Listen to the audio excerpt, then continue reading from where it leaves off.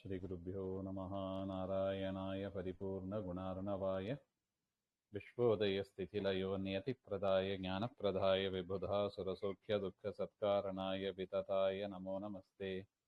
नारायणं सुरगुरुं जगदेकनाथं भक्तप्रियं सकललोकनमस्कृतं च त्रैगुण्यवर्जितमजं विपुमाध्यमीशं वन्दे भवघ्नममरासुरसिद्धवन्द्यं नारायणं नमस्कृत्य नरं चैव नरोत्तमं देवीं सरस्वतीं व्यासं ततो जयमुदीरयेत्। कृष्णाय वासुदेवाय हरये परमात्मने प्रणतक्लेशनाशाय गोविन्दाय नमो नमः। नारायणं नमस्कृत्य नरं चैव नरोत्तमं देवीं सरस्वतीं व्यासं ततो जयमुदीरयेत्। कृष्णाय वासुदेवाय हरये परमात्मने प्रणतक्लेशनाशाय गोविन्दाय नमो नमः। ಶ್ರೀ ಗುರುಭ್ಯೋ ನಮಃ. ನಿನ್ನೆ ದಿವಸ ನೋಡಿದಂತೆ ಭವಿಷ್ಯೋತ್ತರ ಪುರಾಣದಲ್ಲಿ ಜ್ಯೇಷ್ಠ ಮಾಸದ ಮಹಿಮೆಯನ್ನ ಹಲವಾರು ರೀತಿಯಲ್ಲಿ ವರ್ಣನೆ ಮಾಡಿದ್ದಾರೆ. ಉಪವಾಸದ ವ್ರತಗಳ ವಿಚಾರವನ್ನ ನೋಡಿದ್ದೀವಿ. ತದನಂತರ ಬರುವುದು ಗೌರಿ ವ್ರತ ಅಂತ ಹೇಳ್ತಾರೆ. ಸುಬ್ರಹ್ಮಣ್ಯ ದೇವರು ಋಷಿಗಳಿಗೆ ಹೇಳ್ತಾರೆ, ಜ್ಯೇಷ್ಠ ಮಾಸದ ಮತ್ತೊಂದು ಮಹಿಮೆಯನ್ನು ಕೇಳಿ ಹಾಗೆ ಅಂತ. ಪರ್ವತಗಳಿಗೆಲ್ಲ ರಾಜನಾದವರು ಹಿಮವಾನ್ ಹಾಗೆ ಅಂತ, ಪಾರ್ವತಿಯ ತಂದೆ ಅಂತ ಪ್ರಸಿದ್ಧ ಅವರು. ಆದರೆ ಆರಂಭದಲ್ಲಿ ಅವರಿಗೆ ಒಳ್ಳೆ ಜ್ಞಾನಿಗಳು, ಒಳ್ಳೆ ಸದಾಚಾರಿಗಳು, ಧರ್ಮಚಿಂತಕರು. ಅವರ ಮಡದಿಯೂ ಹಾಗೆ ಮೇನಕಾದೇವಿ ಹಾಗೆ ಅಂತ, ಅವರು ಧರ್ಮಚಿಂತಕರಾಗಿಯೇ ಇದ್ದರು. ಎಷ್ಟಿದ್ರು ಕೂಡ ಅವರಿಗೆ ಪುತ್ರ ಸಂಪತ್ತು ಇದ್ದಿಲ್ಲ. ಅದರಿಂದ ಅವರಿಗೆ ಭಾರಿ ದುಃಖ ಆಯ್ತು.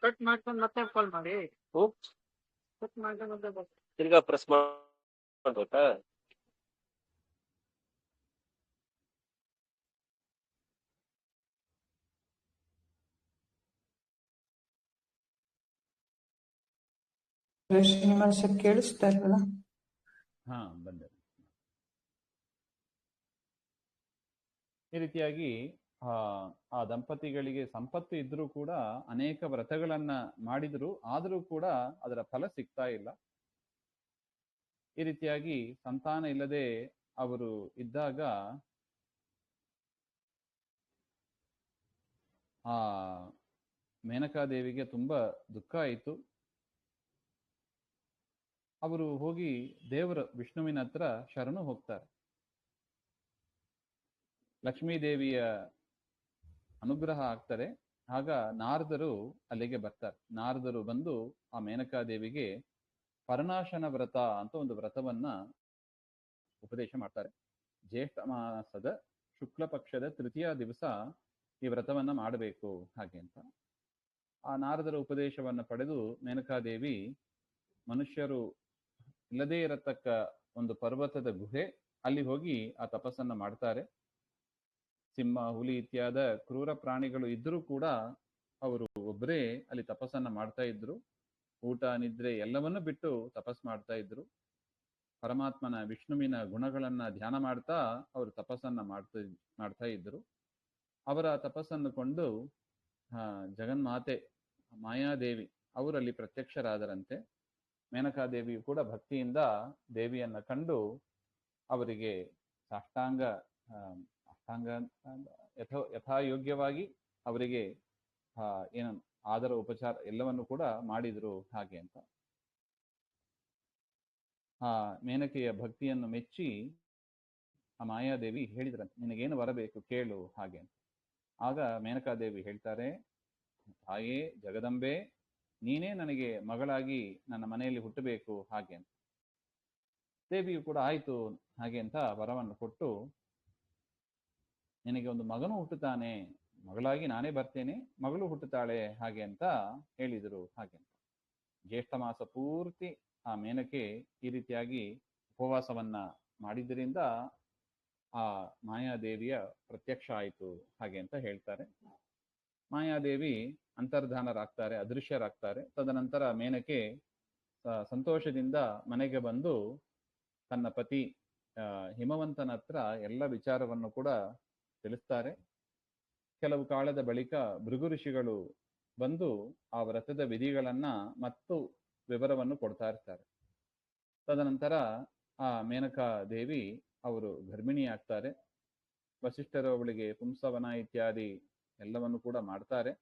ಜ್ಯೇಷ್ಠ ಶುಕ್ಲ ಚತುರ್ಥಿ ದಿವಸ ಜಗನ್ಮಾತೆಯಾದ ಮಾಯಾದೇವಿ ಅವರಿಗೆ ಮಗಳಾಗಿ ಹುಟ್ಟುತ್ತಾರೆ. ಅವರಿಗೆ ಉಮಾ, ಗೌರಿ, ಪಾರ್ವತಿ ಅಂತೆಲ್ಲ ಹೆಸರು ನಾಮಕರಣ ಮಾಡಿದರು. ಹಾಗೆ ನೋಡಿ, ಪಾರ್ವತಿ ದೇವಿ ಅವತಾರ ಆದ ದಿವಸ ಜ್ಯೇಷ್ಠ ಶುಕ್ಲ ಚತುರ್ಥಿ ಹಾಗೆ ಅಂತ. ಅದರಿಂದ ಅಂದಿನ ದಿವಸ ಹೆಣ್ಣು ಮಕ್ಕಳು ತಮ್ಮ ಸೌಭಾಗ್ಯಕ್ಕಾಗಿ ಜ್ಯೇಷ್ಠ ಶುಕ್ಲ ಚತುರ್ಥಿ ದಿವಸ ಉಮೆಯನ್ನ ಭಕ್ತಿಯಿಂದ ಪೂಜೆ ಮಾಡಬೇಕು. ಮಣ್ಣಿನಿಂದ ಶಿವನ ಶಿಲೆಯನ್ನು ಕೂಡ ಮಾಡಿ ಅದಕ್ಕೆ 4 ದ್ವಾರಗಳು ಇರತಕ್ಕ ಮಂಟಪವನ್ನ ನಿರ್ಮಾಣ ಮಾಡಿ ಅದರಲ್ಲಿಟ್ಟು ಆ ಗಿರಿಜೆಯನ್ನ ಸುತ್ತ ಧಾನ್ಯದಲ್ಲಿ ಹರಡಿ ಬಂಗಾರದ ಪ್ರತಿಮೆ, ಉಮೆಯ ಪ್ರತಿಮೆಯನ್ನ ಇಟ್ಟು ಸುಗಂಧ ದ್ರವ್ಯಗಳಿಂದ, ಪುಷ್ಪಗಳಿಂದ, ಗಂಧದಿಂದ ಸುವಾಸಿನಿಯರು ಆ ಸುವಾಸಿನಿ ಪೂಜೆಯನ್ನು ಮಾಡಬೇಕು ಹಾಗೆ ಅಂತ. ತದನಂತರ ಅವರಿಗೆ ಆ ಸುವಾಸಿನಿಯರಿಗೆ ಭೋಜನವನ್ನು ಕೂಡ ಮಾಡಬೇಕು, ಕನ್ಯೆಯರಿಗೂ ಕೂಡ ಮಾಡಬೇಕು ಅಂತ ಹೇಳ್ತಾರೆ. ಸುವಾಸಿನಿ ಪೂಜೆ, ಕನ್ಯೆಯರ ಪೂಜೆ ಮಾಡಿ 1 ತಿಂಗಳು ಪರ್ಯಂತ ಮಂಗಳ ವಾದ್ಯಗಳಿಂದ ಸಹಿತವಾದಿ ಪುರಾಣಗಳನ್ನ ಕೇಳಬೇಕು. ಕೊನೆಯಲ್ಲಿ ವ್ರತದ ಉದ್ಯಾಪನವನ್ನ ಮಾಡಬೇಕು ಹಾಗೆ ಅಂತ. ವ್ರತ ಮುಗಿಸುವಾಗ ಹಾಲು ಕೊಡತಕ್ಕ ಕರು ಸಹಿತವಾದ ಗೋವನ್ನ ಬ್ರಾಹ್ಮಣರಿಗೆ ದಾನವಾಗಿ ಕೊಡಬೇಕು. ಇದು ಗೌರಿ ವ್ರತ. ಇಂತಹ ಗೌರಿ ವ್ರತ ಸ್ತ್ರೀಯರಿಗೆ ಸಕಲ ಸೌಭಾಗ್ಯಗಳನ್ನು ಕೂಡ ಕೊಡತಕ್ಕದ್ದು. ಯಾರು ಗೊತ್ತಿಲ್ಲದೆ ಈ ವ್ರತವನ್ನ ಮಾಡೋದಿಲ್ಲ, ಗೌರಿ ಪೂಜೆ ಮಾಡೋದಿಲ್ಲ, ಅವರಿಗೆ ದಾರಿದ್ರ್ಯ ಬರುತ್ತದೆ ಹಾಗೆ ಅಂತ ಹೇಳ್ತಾ ಇದ್ದಾರೆ. ಮೇನಕೆಯು ಈ ವ್ರತವನ್ನ ಮಾಡಿದ್ರಿಂದ ಅವರಿಗೆ ಮೈನಾಕ ಅಂತ ಒಂದು ಮಗನು ಕೂಡ ಹುಟ್ಟುತ್ತಾರೆ ಹಾಗೆ ಅಂತ. ಮಾಯಾದೇವಿ ಮೊದಲೇ ವರವನ್ನು ಹೇಳಿದ್ರು, ನಿನಗೊಂದು ಮಗನು ಹುಟ್ಟುತ್ತಾನೆ ಹಾಗೆ ಅಂತ. ಅದರ ಪ್ರಕಾರ ಮೈನಾಕ ಅಂತ ಮಗನು ಹುಟ್ಟುತ್ತಾನೆ ಹಾಗೆ ಅಂತ. ಇದು ಗೌರಿ ವ್ರತದ ಒಂದು ಮಹಿಮೆ ಅಂತ ಹೇಳ್ತಾ, ಈ ವಿಚಾರದಲ್ಲಿ ಮತ್ತೊಂದು ಈ ಗೌರಿ ವ್ರತದ ಮಹಿಮೆಯನ್ನು ತಿಳಿಸುವ ಮತ್ತೊಂದು ಇತಿಹಾಸವನ್ನು ಕೂಡ ಹೇಳ್ತಾ ಇದ್ದಾರೆ. ವಿಂಧ್ಯ ಪರ್ವತದ ಉತ್ತರ ಭಾಗದಲ್ಲಿ ಕೀರ್ತಿವಂತರಾದ ಮೇಧಾವಿ ಅಂತ ಒಬ್ಬ ಬ್ರಾಹ್ಮಣ ಇದ್ರು. ಎಲ್ಲಾ ದೇವತೆಗಳನ್ನು, ಅತಿಥಿಗಳನ್ನು ಚೆನ್ನಾಗಿ ಪೂಜೆ ಮಾಡ್ತಾ ಇದ್ರು. ಅವರಿಗೆ ಚಂದ್ರಮತಿ ಅಂತ ಪತ್ನಿ ಇದ್ರು. ಅವರು ಕೂಡ ಪತಿವ್ರತ ಸ್ತ್ರೀಯರಾಗಿ ಪತಿಯ ಸೇವೆ ಮಾಡ್ತಾ ಇದ್ರು ಹಾಗೆ ಅಂತ. ಧರ್ಮ ಮಾರ್ಗದಲ್ಲಿ ಇದ್ದರೂ ಕೂಡ ಮಕ್ಕಳು ಇದ್ದಿಲ್ಲ, ಪುತ್ರರು ಯಾರು ಇದ್ದಿಲ್ಲ. ಅದರಿಂದ ತುಂಬಾ ದುಃಖಿತರಾಗಿ ತಮಗೆ ಯಾಕೆ ಮಕ್ಕಳು ಆಗ್ತಾ ಇಲ್ಲ ಅಂತ ದುಃಖದಿಂದಲೇ ಅವರು ಕಾಲವನ್ನ ಕಳೀತಾ ಇದ್ರು. ಕಾಲಕ್ರಮೇಣ ಆ ಮೇಧಾವಿ ಅನ್ನತಕ್ಕ ಬ್ರಾಹ್ಮಣರಿಗೆ ಕುಷ್ಠರೋಗ ಬಂತು. ಕುಷ್ಠರೋಗದಿಂದ ಅವರ ಶರೀರ ಎಲ್ಲ ಕ್ಷೀಣವಾಯಿತು, ಅವಯವಗಳು ಎಲ್ಲ ಕ್ಷೀಣವಾಯಿತು. ಅದರಿಂದ ಅವರಿಗೆ ಭಾರಿ ವಿರಕ್ತಿ ಬಂದೋಯ್ತು. ತಮ್ಮ ಮಡದಿಯ ಜೊತೆಗೆ ಗಂಗಾ ನದಿ ತೀರಕ್ಕೆ ಬರ್ತಾರೆ. ಅಲ್ಲಿ ಒಂದು ತುಳಸಿ ವನವನ್ನ ನಿರ್ಮಾಣ ಮಾಡಿ ಅಲ್ಲೇ ವಾಸ ಮಾಡ್ತಾ ಇರ್ತಾರೆ. ತಮ್ಮ ಎಲ್ಲ ಪಾಪವನ್ನು ಕಳೆಯತಕ್ಕ ಆ ಜ್ಯೇಷ್ಠ ಮಾಸ ಬಂದಾಗ ನಾರದರು ಅಲ್ಲಿಗೆ ಬಂದರು. ಆ ದಂಪತಿಯರು ನಾರದರನ್ನ ಸ್ತೋತ್ರ ಮಾಡಿ ತಮ್ಮ ದುಃಖವನ್ನೆಲ್ಲ ಹೇಳಿಕೊಂಡಾಗ ನಾರದರು ಹೇಳಿದರು, ಹಿಂದಿನ ಜನ್ಮದಲ್ಲಿ ಗೊತ್ತಿಲ್ಲದೆ ನೀವು ಜ್ಯೇಷ್ಠ ಮಾಸದ ಮಹಿಮೆಯನ್ನ ನಿಂದೆ ಮಾಡಿದ್ದೀರಾ, ಜ್ಯೇಷ್ಠ ಮಾಸದ ನಿಂದೆಯನ್ನು ಮಾಡಿದ್ದೀರಾ.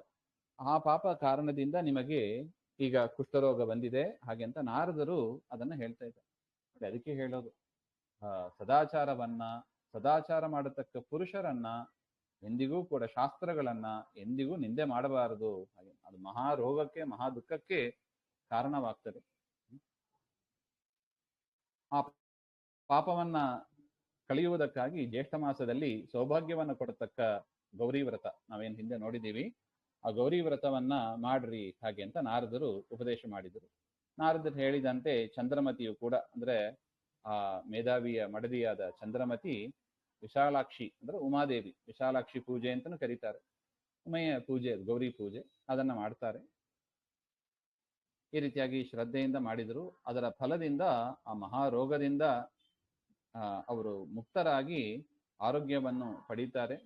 ವ್ರತದ ಕೊನೆಯಲ್ಲಿ ಉದ್ಯಾಪನವನ್ನ ಮಾಡಿ ಬ್ರಾಹ್ಮಣರನ್ನು ಕೂಡ ಸಂತುಷ್ಟಗೊಳಿಸ್ತಾರೆ. ಬ್ರಾಹ್ಮಣರಿಗೆ ಗೋವುಗಳು, ಸಂಪತ್ತು ಎಲ್ಲವನ್ನು, ಪಾಯಸ ಇತ್ಯಾದಿ ಎಲ್ಲವನ್ನು ಕೂಡ ಬ್ರಾಹ್ಮಣರಿಗೆ ಕೊಟ್ಟು ಸಂತೋಷಪಡಿಸ್ತಾರೆ. ತದನಂತರ ತಮ್ಮ ಬಂಧು ಬಳಗದಿಂದ ಕೂಡಿ ತಮ್ಮ ಮನೆಗೆ ಅವರು ವಾಪಸ್ ಬಂದರು. ಊರಿನ ಜನರು ಎಲ್ಲರೂ ಸೇರಿ ದೊಡ್ಡ ಉತ್ಸವನ್ನೇ ಮಾಡಿದರಂತೆ. ಆ ಮೇಧಾವಿ ಬ್ರಾಹ್ಮಣ ಮನೆಗೆ ಊರಿಗೆ ಬಂದಾಗ ವ್ರತದ ಫಲದಿಂದ ಮನ್ಮಥನಂತ ಒಂದು ಸುಂದರವಾದ ಮಗನು ಕೂಡ ಹುಟ್ಟಿದ. ಜಾತಕರ್ಮಾದಿಗಳನ್ನ ಮಾಡಿ ಬ್ರಾಹ್ಮಣರಿಗೆ ಸಾವಿರಾರು ಗೋವುಗಳನ್ನ ದಾನವಾಗಿ ಕೊಟ್ಟರು. ಹಾಗೆ ಅಂತ ಗೌರಿ ವ್ರತದ ಮಹಿಮೆಯನ್ನ ಕಣ್ಣಾರೆ ಆ ಕಾಲದ ಜನರು ಕಂಡ್ರು. ಹಾಗೆ ಅಂತ ತದನಂತರ ಎಲ್ಲರೂ ಕೂಡ ಈ ವ್ರತವನ್ನ ಮಾಡ್ಲಿಕ್ಕೆ ಪ್ರಾರಂಭ ಮಾಡಿದರು. ಅದರಿಂದ ಆ ಗೌರಿ ವ್ರತ ಲೋಕದಲ್ಲಿ ಪ್ರಸಿದ್ಧಿಯಾಯಿತು. ಹಾಗೆ ಅಂತ ಇದೇ ವ್ರತವನ್ನೇ ರುದ್ರದೇವರು ಪಾರ್ವತಿಗೆ ಹಿಂದೆ ಉಪದೇಶ ಮಾಡಿದರು. ಅದನ್ನ ನಾನು ನಿಮಗೆ ತಿಳಿಸಿದ್ದೇನೆ ಹಾಗೆ ಅಂತ ಸುಬ್ರಹ್ಮಣ್ಯ ದೇವರು ಋಷಿಗಳಿಗೆ ಹೇಳಿದರು.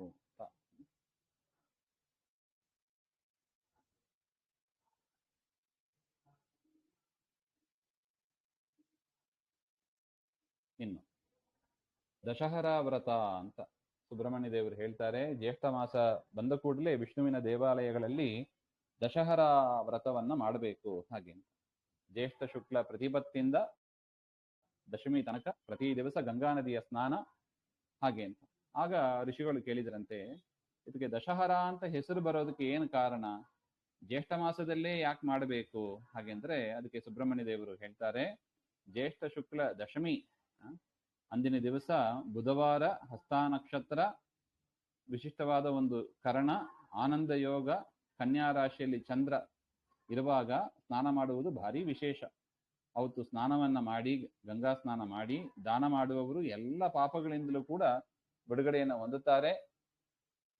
ಮರಣಾನಂತರ ವಿಷ್ಣು ಲೋಕವನ್ನೇ ಹೊಂದುತ್ತಾರೆ. ಹಾಗೆ ಅಂತ ಯಾತಕ್ಕೆ ದಶಹರ ಅಂದ್ರೆ 10 ರೀತಿಯಾದ ಪಾಪಗಳು, ಹಿಂಸೆ, ಕಳ್ಳತನ ಮಾಡೋದು, ಪರಸ್ತ್ರೀ ಗಮನ, ಇದು ಶರೀರ ರೀತಿಯಾಗಿ ಮಾಡತಕ್ಕ ಪಾಪಗಳು. ಇನ್ನು ಕಾಯೇನ ವಾಚ ಮನಸ ಮಾಡ್ತೀವಿ ನೋಡಿ, ಅದನ್ನ ಹೇಳ್ತಾ ಇದ್ದಾರೆ. ಕಾಯೇನ ಮಾಡತಕ್ಕದ್ದು ಅಂದ್ರೆ ಹಿಂಸಾ, ಕಳ್ಳತನ, ಪರಸ್ತ್ರೀ ಗಮನ. ಹಾಗೆ ಅಂತ ಇನ್ನು ಕಾಯೇನ ವಾಚ, ಮಾತಿನಿಂದ ಮಾಡತಕ್ಕದ್ದು ಅಂದ್ರೆ ಕಠೋರವಾಗಿ ಮಾತಾಡೋದು, ಸುಳ್ಳು ಹೇಳೋದು, ಇನ್ನೊಬ್ಬರನ್ನ ಚಾಡಿ ಹೇಳೋದು, ಸಂಬಂಧ ಇಲ್ಲದಂತೆ ಮಾತನಾಡೋದು. ಇದು 4 ಕೂಡ ಮಾತಿನಿಂದ ಬರತಕ್ಕ ಪಾಪಗಳು. ಹಾಗೆ ಅಂತ ಕಾಯೇನ ವಾಚ ಮನಸ ಅಂತ ಹೇಳ್ತಾರೆ. ಮನಸ ಇನ್ನೊಬ್ಬರ ವಸ್ತುವನ್ನ ಅಪಹಾರ ಮಾಡ್ಲಿಕ್ಕೆ ಮನಸ ಬಯಸೋದು, ಇನ್ನೊಬ್ಬರಿಗೆ ಕೆಡುಕಾಗಲಿ ಅಂತ ಬಯಸೋದು, ಅನಿತ್ಯವಾದವುಗಳಲ್ಲಿ ಆಸಕ್ತಿಯನ್ನ ಇಟ್ಟುಕೊಳ್ಳೋದು, ಇದು ಮನಸ ಮಾಡತಕ್ಕ ಪಾಪ. ಹಾಗೆ ನೋಡಿ, ಈ ರೀತಿಯಾಗಿ 10 ರೀತಿಯಾದ ಪಾಪಗಳು ಇದೆ. ಹಾಗೆ ಅಂತ ಕಾಯೇನ ಮಾಡತಕ್ಕದ್ದು 3, ವಾಚ 4 ಮತ್ತು ಮನಸ 3. ಹಾಗೆ ಅಂತ ಒಟ್ಟು 10. ಈ ರೀತಿಯಾದ 10 ರೀತಿಯಾದ ಪಾಪಗಳನ್ನು ಕೂಡ ನಾಶ ಮಾಡತಕ್ಕದ್ದು. ಅದಕ್ಕೆ ದಶಹರ ಅಂತ ಹೆಸರು ಬಂತು. ಹಾಗೆ ಗಂಗೆಯಲ್ಲಿ ಸ್ನಾನ ಮಾಡಿ ಗಂಗೆಯನ್ನ ಪ್ರಾರ್ಥನೆ ಮಾಡಬೇಕಂತ. ಮಂಗಳ ರೂಪಿಯಾದ ಶಾಂತಮೂರ್ತಿಯಾದ ಪರಮಾತ್ಮನ ಪಾದ ಕಮಲದಿಂದ ಉದ್ಭವಿಸಿದ ಗಂಗೆ ನಿನಗೆ ನಮಸ್ಕಾರ ಅಂತ ಪ್ರಾರ್ಥನೆ ಮಾಡಿ ಗಂಗಾ ನದಿಯಲ್ಲಿ ಸ್ನಾನ ಮಾಡಬೇಕು, ಗಂಗೆಯನ್ನ ಪೂಜಿಸಬೇಕು. ಆ ಸಂದರ್ಭದಲ್ಲಿ ನಾರಾಯಣ, ಮಹೇಶ್ವರ, ಬ್ರಹ್ಮ, ಸೂರ್ಯ, ಭಗೀರಥ, ಹಿಮವಾನ್, ಸ್ಕಂದ, ಗಣಪತಿ, ಚಂಡಿ, ಸೋಮ, ಈ ರೀತಿಯಾಗಿ 10 ದೇವತೆಗಳನ್ನ ಒಟ್ಟಿಗೆ ಅಲ್ಲ, ಬೇರೆ ಬೇರೆಯಾಗಿ 10 ವಿಧವಾದ ಹಣ್ಣುಗಳಿಂದ ಫಲ ಸಮರ್ಪಣೆ ಮಾಡಿ ಪೂಜೆ ಮಾಡಬೇಕು ಅಂತ ನೋಡಿ. 10 ದೇವತೆಗಳ ಪೂಜೆ, 10 ವಿಧವಾದ ಹಣ್ಣುಗಳಿಂದ ಪೂಜೆ, ಮತ್ತು 10 ಬ್ರಾಹ್ಮಣರಿಗೆ ಎಳ್ಳು ಮತ್ತು ದವಸ ಧಾನ್ಯಗಳನ್ನು ಕೊಡೋದು, ಮತ್ತು ಪ್ರಾಣಿಗಳಿಗೂ ಕೂಡ ಕೊಡೋದು, ಮತ್ತು ಬಂಗಾರದ, ಬೆಳ್ಳಿಯ, ಮೊಸಳೆ ಮುಂತಾದ ಪ್ರತಿಮೆಗಳನ್ನ ಮಾಡಿ ಅದನ್ನ ಗಂಗೆಯಲ್ಲಿ ಬಿಡೋದು. ಹಾಗೆ ಅಂತ ಶಕ್ತಿ ಇಲ್ಲದಿದ್ದವರು ಹಿಟ್ಟಿನಿಂದಲೂ ಕೂಡ ಮಾಡಿ ಮೀನಿನ ಆಕಾರದಲ್ಲಿ ಒಂದು ಪ್ರತಿಮೆ, ಆಮೆಯ ಆಕಾರದಲ್ಲಿ, ಅಂದ್ರೆ ನೀರಲ್ಲಿ ಯಾವ್ದಿರುತ್ತದೋ ಆ ಪ್ರತಿಮೆಗಳನ್ನೆಲ್ಲ ಮಾಡಿ ಗಂಗೆಯಲ್ಲಿ ಬಿಡೋದು. ಹಾಗೆ ಅಂತ ಅದನ್ನ ಸಮರ್ಪಣೆ ಮಾಡಬೇಕು ಅಂತ ಹೇಳ್ತಾರೆ ನೋಡಿ. ಎಲ್ಲ 10 ಅಂತ ಇದು ನೋಡಿ. 10 ಸೇರಷ್ಟು ಎಳ್ಳು, ಭತ್ತ, ಗೋಧಿ ಇವುಗಳನ್ನ ದಾನವಾಗಿ ಕೊಡಬೇಕು. ಪಾಯಸ ಮುಂತಾದ ಬಗೆ ಬಗೆಯಾದ ಪದಾರ್ಥಗಳನ್ನು ಮಾಡಿ ಬ್ರಾಹ್ಮಣರಿಗೆ ಬಡಿಸಬೇಕು. ಈ ರೀತಿಯಾಗಿ ಮಾಡಿದರೆ 10 ಜನ್ಮದಲ್ಲಿ ಮಾಡಿದ ಪಾಪಗಳು ಹೋಗುತ್ತದೆ ಹಾಗೆ ಅಂತ ಹೇಳ್ತಾರೆ. ಇದು ದಶಹರ ವ್ರತ ಹಾಗೆ ಅಂತ. ಜ್ಯೇಷ್ಠ ಮಾಸದ ಪ್ರತಿಪತ್ತಿಯಿಂದ ದಶಮಿ ತನಕ ಮಾಡತಕ್ಕದ್ದು. ದಶಾಶ್ವಮೇಧ ತೀರ್ಥದಲ್ಲಿ ಸ್ನಾನ ಮಾಡುವುದರಿಂದಲೂ ಕೂಡ ಪಾಪಗಳು ಹೋಗುತ್ತದೆ. ದಶಯೋಗ ಕೂಡಿ ಬಂದಾಗ ಅದು ಇನ್ನೂ ವಿಶಿಷ್ಟವಾಗಿ ಇರುತ್ತದೆ ಹಾಗೆ ಅಂತ ಒಟ್ಟು. ಇನ್ನು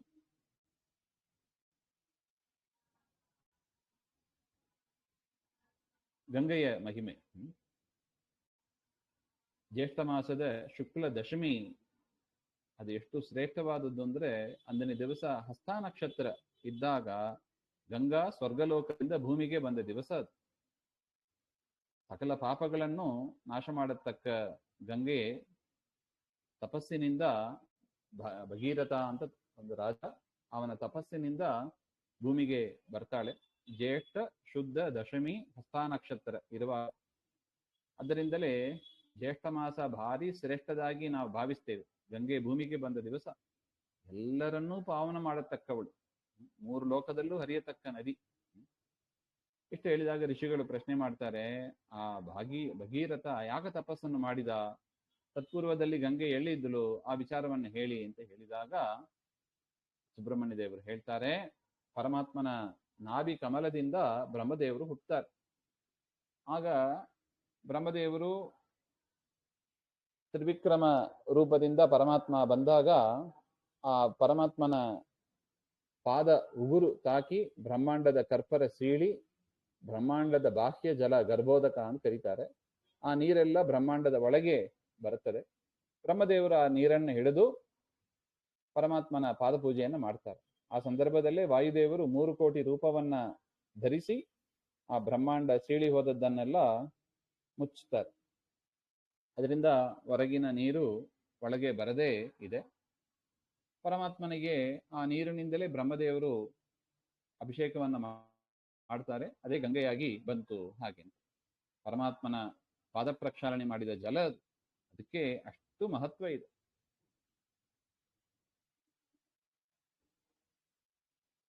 ಆಗ ಅನೇಕ ವರ್ಷಗಳು ಆ ಬ್ರಹ್ಮದೇವರ ಕಮಂಡಲುವಿನಲ್ಲೇ ಇದ್ದಂತೆ ಆ ಗಂಗೆ, ಹೊರಗೆ ಬಂದೇ ಇಲ್ಲ.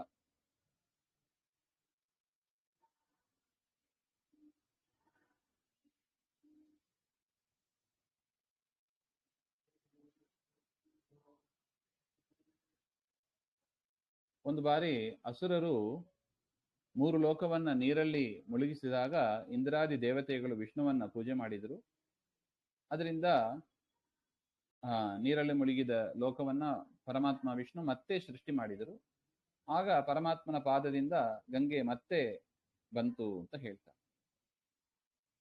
ಭೂಲೋಕಕ್ಕೆ ಬರಲಿಕ್ಕೆ ಮೊದಲು ರುದ್ರದೇವರು ಅದನ್ನ ತಲೆಯಲ್ಲಿ ಧರಿಸ್ತಾರೆ ಹಾಗೆ ಅಂತ. ಆಗ ಗಂಗೆಯನ್ನ ಶಿವ ಧರಿಸಿದಾಗ ಅವಳಿಗೆ ದ್ವಿಜರೂಪವತಿ ಅಂತ ಒಂದು ರೂಪ ಬರುತ್ತದೆ. ದೇವತೆಗಳು ಶಿವನನ್ನ ಪೂಜೆ ಮಾಡಿದಾಗ ಭೂಮಿಗೆ ಬರಬೇಕು ಹಾಗೆ ಅಂತ ಶಿವ ಅದನ್ನ ಜಟೆಯಿಂದ ಒಂದು ಭಾಗವನ್ನ ಭೂಮಿಗೆ ಬರುವಂತೆ ಅದನ್ನ ಮಾಡ್ತಾರೆ. ಅದೇ ಸ್ವರ್ಣ ಗಂಗೆ, ಆಕಾಶ ಗಂಗೆ ಅಂತ ಪ್ರಸಿದ್ಧ. ಆಕಾಶದಿಂದ ಅಂದ್ರೆ ರುದ್ರದೇವರ ಶಿರದಿಂದ ಅದು ಬರುತ್ತದೆ. ಅದು ಆಗ ಭಗೀರಥ ರಾಜ ತಮ್ಮ ಹಿರಿಯರ ಮೋಕ್ಷಕ್ಕಾಗಿ ತಪಸ್ಸನ್ನ ಮಾಡ್ತಾ ಗಂಗೆಯನ್ನು ಭೂಮಿಗೆ ತರ್ತಾನೆ ಹಾಗೆ ಅಂತ. ಪರಮಾತ್ಮನ ಪಾದದಿಂದ ಹುಟ್ಟಿದವಳು, ಅದರಿಂದ ಗಂಗೆಗೆ ವಿಷ್ಣುಪಾದಾಬ್ಜ ಸಂಭೂತ ಅಂತ ಹೆಸರು. ಶಿವನ ಜಟೆಯಿಂದ ಹುಟ್ಟಿ ಬಂದಳು, ಅದರಿಂದ ಹರಜಟಾಜೂತ ವಾಸಿನಿ ಹಾಗೆ ಅಂತ ಇನ್ನೊಂದು ಹೆಸರು. ಭಾಗೀರಥಿ, ಜಾಹ್ನವಿ, ತ್ರಿಸ್ರೋತ, ಭೀಷ್ಮಚು, ಮಂದಾಕಿನಿ, ಭಾಗವತಿ ಅಂತ ಅನೇಕ ಹೆಸರು ಗಂಗೆಗೆ ಇದೆ ಹಾಗೆ ಅಂತ. 13 ಹೆಸರು ಇದೆ. ಆ 13 ಹೆಸರನ್ನ ಬೆಳಿಗ್ಗೆ ಸಾಯಂಕಾಲ ಯಾರು ಉಚ್ಚಾರಣೆ ಮಾಡ್ತಾರೋ ಅವರು ಗಂಗಾ ತೀರದಲ್ಲಿ ವಾಸ ಮಾಡಿದ ಒಂದು ಪುಣ್ಯವನ್ನ ಪಡೀತಾರಂತೆ. ಕೇವಲ ಗಂಗೆಯ ನಾಮಸ್ಮರಣೆಯಿಂದಲೇ ಗಂಗೆಯಲ್ಲಿ ವಾಸ ಮಾಡಿದಷ್ಟು ಒಂದು ಪುಣ್ಯ. ಅಂತಹ ವಿಶಿಷ್ಟವಾದ ಹೆಸರುಗಳು ಅವುಗಳು. ಸ್ನಾನ ಮಾಡುವಾಗಲೂ ಅಷ್ಟೇ, ಆ ಗಂಗೆಯ ಸ್ಮರಣೆ ಮಾಡಿದರೆ ಗಂಗಾ ಸ್ನಾನದ ಫಲ ಆಗ್ತದೆ, ಅದರಿಂದ ಮೋಕ್ಷವೇ ಸಿಗ್ತದೆ ಹಾಗೆ ಅಂತ.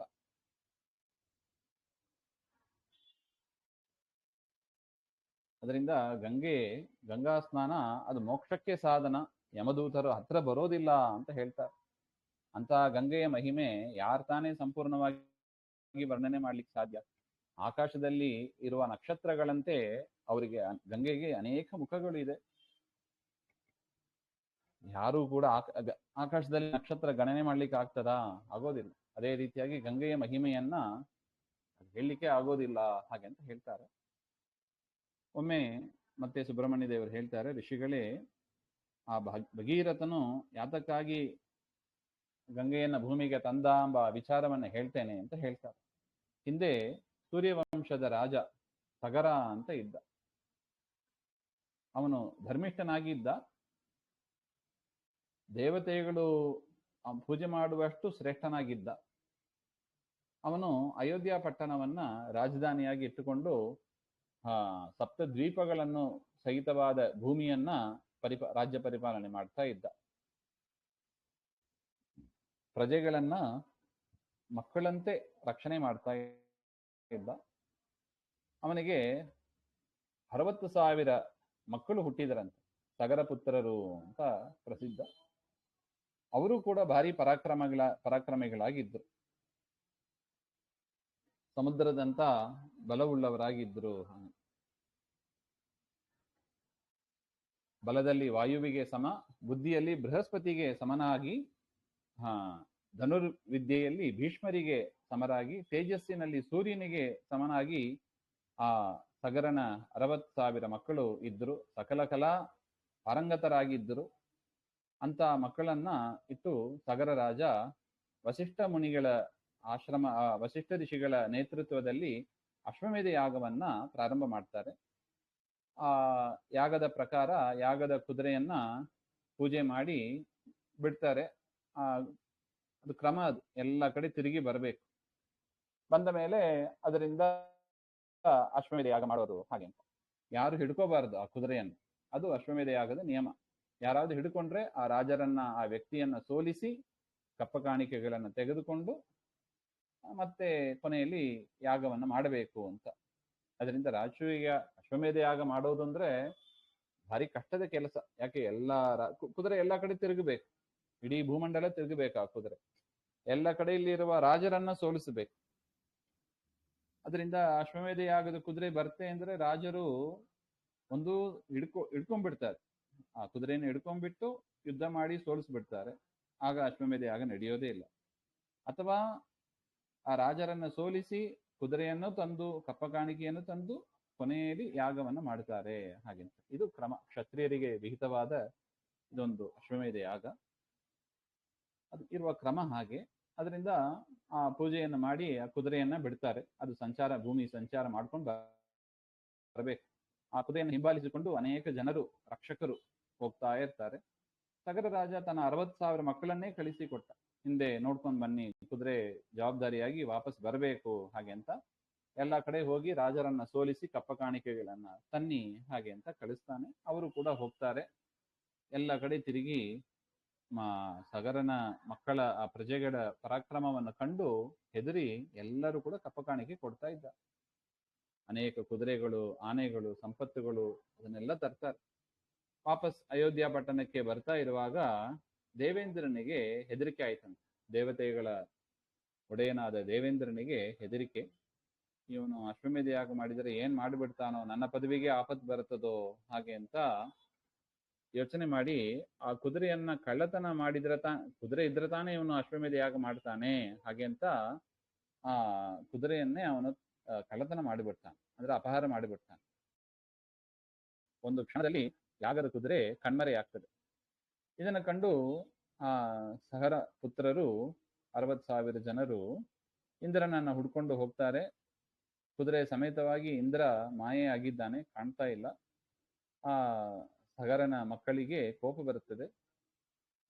ನನ್ನ ತಂದೆಯ ಯಾಗವನ್ನ ನಿಲ್ಲಿಸತಕ್ಕ ಅವನು ಎಲ್ಲಿದ್ರೂ ಕೂಡ ಬಿಡೋದಿಲ್ಲ ಹಾಗೆ ಅಂತ ಭೂಮಿಯನ್ನ ಅಗಿಯಕ್ಕೆ ಶುರು ಮಾಡಿದರಂತೆ. ಭೂಮಿಯನ್ನ ಅಗಿತಾ ಇದ್ದರು. ತಾವು ಅಗದ ಜಾಗದಲ್ಲಿಲ್ಲ ಅವರು ಇಂದ್ರನನ್ನು ಹುಡುಕ್ತಾರೆ. ಇಂದ್ರನಿಗೆ ಸಿಟ್ಟು ಬರುತ್ತದೆ ಒಂದು ಸಮಯ.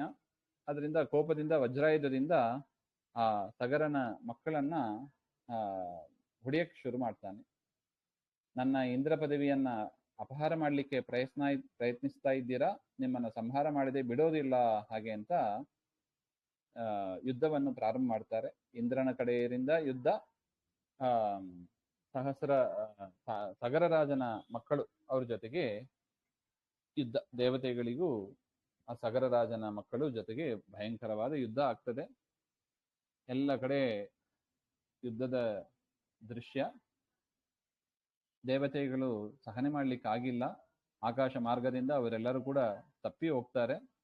ಸಗರ ಮಕ್ಕಳಿಗೆ ಇನ್ನೂ ಅಷ್ಟು ಕೋಪ ಬಂದು ಅವರನ್ನು ಹಿಂಬಾಲಿಸಿಕೊಂಡು ದೇವತೆಗಳು ಹೆದರಿ ಓಡಿ ಹೋಗೋದನ್ನ ಪರಿಹಾಸ ಮಾಡ್ತಾ ಇದ್ದಾರೆ. ಮತ್ತೆ ಇಂದ್ರನು ಯಾಗ ಕುದುರೆಯನ್ನ ತೆಗೆದುಕೊಂಡು ಕಣ್ಮರೆಯಾಗ್ತಾನೆ. ಅದರಿಂದ ಇಂದ್ರ ಸೋತೋಗ್ತಾನೆ. ಅದರಿಂದ ಅವನಿಗೆ ಭಾರಿ ದುಃಖ ಆಗ್ತದೆ. ಪರಮಾತ್ಮ ವಿಷ್ಣುವಿನ ಹತ್ರ ಶರಣು ಹೋಗ್ತಾನೆ. ಸ್ವಾಮಿ, ಸಗರ ಮಕ್ಕಳ ಜೊತೆಗೆ ನಮ್ಮ ಸೇನೆ ಅದು ಸೋತೋಗ್ಬಿಟ್ಟಿದೆ, ಅದರಿಂದ ನೀನು ಅನುಗ್ರಹ ಮಾಡಬೇಕು ಹಾಗೆ ಅಂತ. ಇತ್ತ ಸಗರ ರಾಜ ತನ್ನ ಮಕ್ಕಳ ಯುದ್ಧದಲ್ಲಿ ದೇವೇಂದ್ರನನ್ನ ಸೋಲಿಸಿ ದೇವತೆಗಳನ್ನು ಕೂಡ ಸೋಲಿಸಿದ್ದಾರೆ ಎಂಬ ವಿಷಯ ಕೇಳಿ ತನ್ನ ಮಕ್ಕಳನ್ನ ತುಂಬಾ ಹೊಗಳ್ತಾನೆ. ಅವರ ಗೌರವ ಚೆನ್ನಾಗಿ ಆದರ ಗೌರವದಿಂದ ಅವರನ್ನ ಕೊಂಡಾಡ್ತಾನೆ. ತದನಂತರ ಇಂದ್ರ ವಿಷ್ಣುವಿನಿಗೆ ಪ್ರಾರ್ಥನೆ ಮಾಡಿದಾಗ ಪರಮಾತ್ಮ ಹೇಳಿದನಂತೆ, ಒಂದು ಉಪಾಯ ಹೇಳ್ತಾನೆ ಇಂದ್ರನಿಗೆ. ಇಂದ್ರ, ಸಗರನಾಗಲಿ ಅವನ ಮಕ್ಕಳಾಗಲಿ ಈ ಯಾಗ ಮಾಡೋದಕ್ಕೆ ಯೋಗ್ಯರಲ್ಲ. ನೀನು ಒಂದು ತಂತ್ರ ಮಾಡು. ನಿನಗೆ ಅತ್ಯಕ್ಷಕರಣಿ ಅಂತ ಒಂದು ವಿದ್ಯೆ, ಅದನ್ನ ನಾನು ನಿನಗೆ ಹೇಳಿಕೊಡ್ತೇನೆ. ನೀನು ಒಬ್ಬಂಟಿಗನಾಗಿ ಯುದ್ಧಕ್ಕೆ ಹೋಗು, ಆ ವಿದ್ಯೆಯನ್ನ ಜಪ ಮಾಡು, ಯಾಗ ಕುದುರೆಯನ್ನ ಅಪಹಾರ ಮಾಡಿ ನೀನ್ ಇಟ್ಕೋಬೇಡ, ಕಪಿಲ ಮುನಿಗಳ ಆಶ್ರಮ ಇದೆ, ಅಲ್ಲಿ ನೀನು ಅದನ್ನ ಕಟ್ಟಿಯಾಗಿ ನೀನು ಸ್ವರ್ಗಕ್ಕೆ ಹೋಗು ಹಾಗೆ. ನಾನು ಹೇಳಿದಾಗ ನೀ ಮಾಡದೇ ಹೋದರೆ ಆ ಸಗರನ ಮಕ್ಕಳು ನಿನ್ನನ್ನ ಧ್ವಂಸ ಮಾಡಿಬಿಡ್ತಾರೆ. ಅದರಿಂದ ನೀನು ಅದನ್ನ ಮಾಡು ಹಾಗೆ ಅಂತ ಹೇಳಿದಾಗ ಇಂದ್ರನು ಕೂಡ ಕ್ರಮ ಪ್ರಕಾರ ವಿದ್ಯೆಯನ್ನು ಪಡೆದು ಕುದುರೆಯನ್ನು ಅಪಹಾರ ಮಾಡಿ, ಕಪಿಲ ಮುನಿಗಳು ಪರಮಾತ್ಮನದ್ದೇ ರೂಪ, ಪಾತಾಳ ಲೋಕದಲ್ಲಿ ಒಂದು ಗುಹೆಯಲ್ಲಿ ಇರ್ತಾರೆ ತಪಸ್ ಮಾಡ್ತಾ. ಅದೇ ಕರ್ದಮ ದೇವಹೂತಿಗೆ ಅವತಾರ ಮಾಡಿದರಲ್ವಾ ಕಪಿಲ ನಾಮಕ ಪರಮಾತ್ಮ ಅವರೇ. ಅಲ್ಲಿ ಪಾತಾಳ ಲೋಕದಲ್ಲಿ ಇದ್ದಾಗ ಅಲ್ಲಿ ತಗೊಂಡೋಗಿ ಇಂದ್ರದೇವರು ಆ ಕುದುರೆಯನ್ನು ಬಿಟ್ಟು ಬಿಡ್ತಾರೆ. ವಿಷ್ಣುವಿನ ಆಜ್ಞೆಯಂತೆ ಅಲ್ಲಿಟ್ಟು ಸ್ವರ್ಗಕ್ಕೆ ಹೋಗ್ತಾರೆ. ಅವರು ಬಂದದ್ದು ಹೋದದ್ದು ಯಾರಿಗೂ ಗೊತ್ತಿಲ್ಲ. ಇಂದ್ರದೇವರು ಬಂದದ್ದು, ಕುದುರೆಯನ್ನು ಇಟ್ಟದ್ದು ಯಾರಿಗೂ ಗೊತ್ತಿಲ್ಲ. ಇವರು ಕಪಿಲ ಪರಮಾತ್ಮ ತಪಸ್ ಮಾಡ್ತಾ ಇದ್ದಾರೆ ಹಾಗೆ. ಇತ್ಲಾ ಕಡೆ ಆ ಸಗರ ಮಕ್ಕಳು ಎಲ್ಲ ಮತ್ತೆ ಕುದುರೆ ಎಲ್ಲಿ ಹೋಯ್ತು ಅಂತ ಹುಡುಕ್ತಾ ಭೂಮಿಯನ್ನ ಅಗೀತಾ ಇದ್ರಲ್ವಾ. ಆಗ ಕೊನೆಯಲ್ಲಿ ಪಾತಾಳ ಲೋಕಕ್ಕೆ ಬರ್ತಾರೆ. ಭೂಮಿಯನ್ನ ಅಗದ್ರೆ ಪಾತಾಳ ಲೋಕ ಸಿಗ್ತದೆ ಅಂತ ಹೇಳ್ತಾರೆ. ಅಲ್ಲೂ ಕೂಡ ಇಂದ್ರದೇವರು ಇರಬಹುದು ಅಂತ ಸಂದೇಹ ಕೊಂಡು ಅಲ್ಲಿಗೆ ಹೋಗ್ತಾರೆ. ಅಲ್ಲಿ ಇದ್ದ ಎಲ್ಲ ಅರಮನೆಗಳು, ತೋಟಗಳು ಎಲ್ಲದರಲ್ಲೂ ಹುಡುಕ್ತಾರೆ. ಆ ದೊಡ್ಡ ಗುಹೆ ಇತ್ತು, ಅಲ್ಲೂ ನುಗ್ಗುತ್ತಾರೆ. ಅಲ್ಲಿ ಕಪಿಲ ಮುನಿಗಳು ಧ್ಯಾನದಲ್ಲಿ ಇದ್ದರು. ಅವರ ಪಕ್ಕದಲ್ಲಿ ಈ ಯಾಗ ಕುದುರೆ ಇತ್ತು. ಇಲ್ಲ ಅಂದ್ರೆ ಅದೇ ವಿಷ್ಣುವಿನ ಅವತಾರ, ಅಲ್ಲೇ ತಪಸ್ ಮಾಡ್ತಾ ಇದ್ದರು. ಅವರ ಒಂದು ತಪಸ್ಸಿನಿಂದಲೇ ಈ ಲೋಕ ಸೃಷ್ಟಿ ಸ್ಥಿತಿ ಸಂಹಾರಗಳು ಎಲ್ಲವೂ ಕೂಡ ನಡೆಯುತ್ತದೆ. ಇಡೀ ಬ್ರಹ್ಮಾಂಡಕ್ಕೆ ಆಧಾರಭೂತರಾದವರು ಸಗರ ಮಕ್ಕಳು ಅವರನ್ನು ನೋಡ್ತಾರೆ. ಆದರೆ ಪಾಪ ಅವರಿಗೆ ಗೊತ್ತಿಲ್ಲ, ಯಾರೋ ಇವ್ರು ಕಳ್ಳ ಅಂತ ತಿಳ್ಕೊಂಡು ಅವರನ್ನೇ ಆ ಕಪಿಲನಾಮಕ ಪರಮಾತ್ಮನನ್ನೇ ಹಿಂಸೆ ಮಾಡ್ಲಿಕ್ಕೆ ಶುರು ಮಾಡಿದ್ರು. ಇವನೇ ನಮ್ಮ ಕುದುರೆಯನ್ನ ಕದ್ದಿರೋದು, ಒಳ್ಳೆಯವನಂತೆ ತಪಸ್ ಮಾಡ್ತಾ ನಾಟಕ ಮಾಡ್ತಾ ಇದ್ದಾನೆ, ಇವನನ್ನ ಹಿಡ್ಕೊಂಡು ಬನ್ನಿ ಹಾಗೆ ಅಂತ ಕೂಗಾಡ್ತಾ ಇದ್ರು. ತಪಸ್ ಮಾಡ್ತಾ ಇದ್ದ ಆ ಕಪಿಲ ನಾಮಕ ಪರಮಾತ್ಮ ಕಣ್ಣು ಬಿಟ್ಟು ನೋಡ್ತಾರೆ. ಅವರ ಕಣ್ಣಿನಿಂದ ಉಗ್ರವಾದ ಅಗ್ನಿ ಹೊರಗೆ ಬಂದು ಆ ಸಗರನ 60,000 ಮಕ್ಕಳು ಕೂಡ ಭಸ್ಮರಾಗ್ತಾರೆ. ಈ ರೀತಿಯಾಗಿ ಸಗರನ ಎಲ್ಲಾ ಮಕ್ಕಳು ಕೂಡ ಸುಟ್ಟು ಹೋದ್ರು ಅದರಲ್ಲಿ.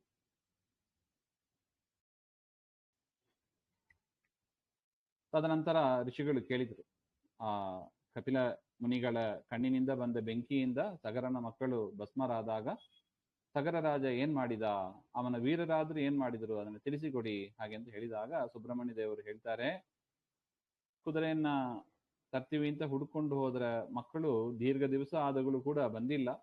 ಸಗರನಿಗೆ ಭಾರಿ ದುಃಖ ಆಯಿತು. ತನ್ನ ಮೊಮ್ಮಗ ಅಂಶುಮಾನ್ ಅಂತ, ಸಗರನ ಮಗ ಅಸಮಂಜಸನ ಮಗ ಅಂಶುಮಾನ್ ಅಂತ, ಅವನನ್ನ ನೋಡ್ಕೊಂಬಾ ಹಾಗೆ ಅಂತ ಕಳಿಸ್ತಾರೆ ಸಗರ ರಾಜ. ಕುದುರೆಯನ್ನು ನೋಡ್ಕೊಂಬಾ, ನಿಮ್ಮ ಚಿಕ್ಕಪ್ಪಂದರು ಅವ್ರನ್ನ 60,000 ಜನ ಇದ್ರಲ್ಲ ಅವ್ರನ್ನು ಕೂಡ ನೋಡ್ಕೊಂಬಾ ಹಾಗೆ ಅಂತ. ಅಂಶುಮಾನ್ ತಮ್ಮ ಚಿಕ್ಕಪ್ಪರನ್ನು ಹಿಂಬಾಲಿಸಿ ಅವರು ಹಗದು ಇಟ್ಟಿದ್ರಲ್ವಾ ನೋಡಿ, ಆ ಸಗರ ಅಗದಿಂದಲೇ ಆ ಸಾಗರ ಅಂತ ಬಂತು ಆ ಹೆಸರು. ಹಿಂದೂ ಸಮುದ್ರ ಸಾಗರ ಅಂತೆಲ್ಲ ಹೇಳ್ತೀವಲ್ವಾ, ಅದೆಲ್ಲ ಇವರು ಸಗರರು ಅಗದದ್ದೇ, ಅದರಿಂದಲೇ ಸಮುದ್ರ ಅಷ್ಟು ಆಳಕ್ಕೆ ಇದೆ. ಈ ಕುದುರೆಯನ್ನ ಹುಡುಕಿ ಅವರು ಅಗದದ್ದು. ಅದರಿಂದ ಆ ದಾರಿಯಲ್ಲೇ ಅಂಶುಮಾನ್ ಕೂಡ ಹೋಗ್ತಾ ಇದ್ದಾರೆ. ಎಲ್ಲ ಕಡೆ ಹುಡುಕ್ತಾರೆ, ಯಾರು ಸಿಗ್ತಾ ಇಲ್ಲ. ಕುದುರೆಯೂ ಸಿಗ್ತಾ ಇಲ್ಲ, ಚಿಕ್ಕಪ್ಪಂದಿರು ಕೂಡ ಸಿಗ್ತಾ ಇಲ್ಲ. ಮತ್ತೆ ಆ ಪಾತಾಳ ಲೋಕದಲ್ಲಿ ಒಂದು ದೊಡ್ಡ ಗುಹೆ ಇತ್ತು, ಅಲ್ಲಿ ದೊಡ್ಡ ಪರ್ವತದಂತ ಭಸ್ಮ ಇತ್ತಂತೆ. ಅದು ನೋಡಿ ಆಶ್ಚರ್ಯ ಆಯ್ತಂತೆ. ಯಾವುದು ಅಂತ ಯೋಚನೆ ಮಾಡ್ತಾ ಇರುವಾಗ ಅಲ್ಲಿ ಒಂದು ದೊಡ್ಡ ಅಗ್ನಿ ಜ್ವಾಲೆ ಉರಿತಾ ಇದ್ದದನ್ನ ನೋಡ್ತಾರೆ. ಗೊತ್ತಾಯ್ತು ತಮ್ಮ ಚಿಕ್ಕಪ್ಪಂದಿರೇ ಸುಟ್ಟು ಭಸ್ಮರಾಗಿದ್ದಾರೆ ಅಂತ. ಭಾರಿ ದುಃಖ ಪಡ್ತಾನೆ ಅಂಶುಮಾನ್. ಅಲ್ಲಿ ಮಂತ್ರಿಗಳು ಋಷಿಗಳು ಎಲ್ಲರೂ ಕೂಡ ಅವನನ್ನ ಸಮಾಧಾನ ಪಡಿಸ್ತಾರೆ. ಅಲ್ಲಿದ್ದ ಭಸ್ಮವನ್ನ ನೋಡಿ ದುಃಖಪಟ್ಟು ಅವರಿಗೆ ಏನು ಅಂತಿಮ ಕ್ರಿಯೆ ಮಾಡಬೇಕೋ ಅದೆಲ್ಲವನ್ನು ಕೂಡ ಮಾಡ್ತಾನೆ. ತದನಂತರ ಪಾತಾಳ ಗುಹೆ ಒಳಗೆ ಹೋಗ್ತಾನೆ. ಅಲ್ಲಿ ಯೋಚನೆ ಮಾಡ್ತಾ ಇರ್ತಾನೆ, ಯಾಕೆ ನನ್ನ ಚಿಕ್ಕಪ್ಪಂದಿರು ಭಸ್ಮರಾದರು ಹಾಗೆ ಅಂತ ಯೋಚನೆ ಮಾಡ್ತಾ ಆ ಗುಹೆಯಲ್ಲಿ ಒಂದು ಪ್ರಕಾಶ ಬರ್ತಾ ಇರೋದನ್ನು ನೋಡ್ತಾನೆ. ಅಲ್ಲಿ ಹೋಗಿ ನೋಡ್ತಾನೆ, ಕಪಿಲ ಋಷಿಗಳು ಧ್ಯಾನದಲ್ಲಿ ಇದ್ದಾರೆ. ಅವರ ಪಕ್ಕದಲ್ಲೇ ಆ ಯಾಗದ ಕುದುರೆಯೂ ಇದೆ. ಅಂಶುಮಂತ ಆ ಕಪಿಲ ನಾಮಕ ಪರಮಾತ್ಮನ ತೇಜಸ್ಸನ್ನು ಕಂಡು ಇವರು ಮಹಾಮುನಿಗಳು ಅಂತ ಗೊತ್ತಾಗೋಯ್ತು. ಕಪಿಲ ಮುನಿಗಳನ್ನ ನೋಡಿ ಸ್ತೋತ್ರ ಮಾಡ್ತಾನೆ. ಸದಾ ಆನಂದ ಸ್ವರೂಪನಾದ ಜಗತ್ತಿಗೆ ಕಾರಣರಾದ ನಿಮಗೆ ನಮಸ್ಕಾರ. ಜಗತ್ತಿನ ಸೃಷ್ಟಿ ಸ್ಥಿತಿ ಸಂಹಾರವನ್ನು ಮಾಡತಕ್ಕ ಸ್ವಾಮಿ ಪರಮಾತ್ಮ ನಿಮಗೆ ನಮಸ್ಕಾರ. ಸತ್ವಗುಣ ಭೂಯಿಷ್ಠನಾದ ಸ್ವಾಮಿ ಶ್ರೀ ಹರಿಯೇ ನಿನಗೆ ನಮಸ್ಕಾರ. ರಜೋಗುಣ ಭೂಯಿಷ್ಠರಾದ ಬ್ರಹ್ಮ, ತಮೋಗುಣ ಭೂಯಿಷ್ಠರಾದ ಶಿವ ನಿಮಗೆ ನಮಸ್ಕಾರ ಹಾಗೆ ಅಂತ. ಅಂದ್ರೆ ಬ್ರಹ್ಮ, ವಿಷ್ಣು, ಮಹೇಶ್ವರ ಇದೆಲ್ಲವೂ ಕೂಡ ಪರಮಾತ್ಮನದ್ದೇ ಒಂದು ರೂಪ ಇದೆ.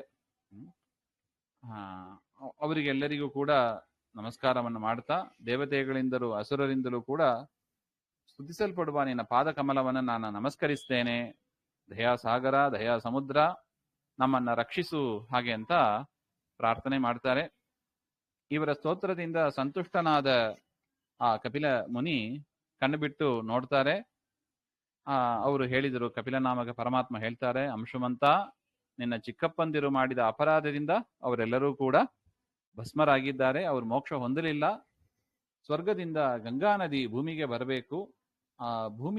ಆ ಗಂಗಾ ನದಿಯ ಸ್ಪರ್ಶ ಆದಾಗ ಮಾತ್ರ ಇವರು ವಿಷ್ಣು ಲೋಕಕ್ಕೆ ಹೋಗ್ತಾರೆ ಹಾಗೆ ಅಂತ ಉಪದೇಶವನ್ನು ಮಾಡಿದ್ರು.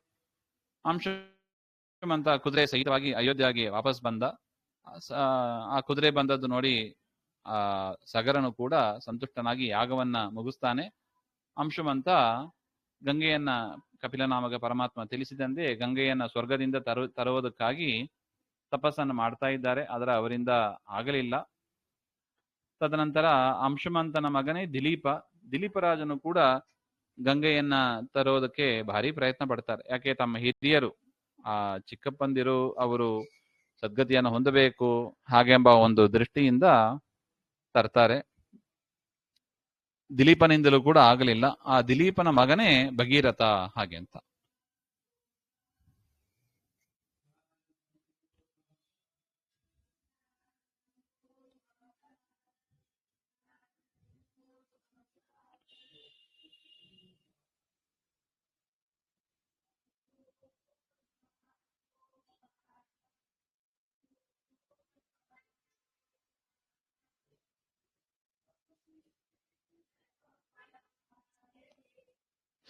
ತದನಂತರ ಭಗೀರಥ ದೊಡ್ಡವನಾಗಿ ತಮ್ಮ ರಾಜ್ಯ, ಅವನಿಗೆ ಗೊತ್ತಾಯ್ತು ತಮ್ಮ ಹಿರಿಯರು ಭಸ್ಮೀಭೂತರಾಗಿದ್ದಾರೆ, ಗಂಗೆ ಬರಬೇಕು, ಭೂಮಿಗೆ ಬರಬೇಕು ಹಾಗೆ ಅಂತ.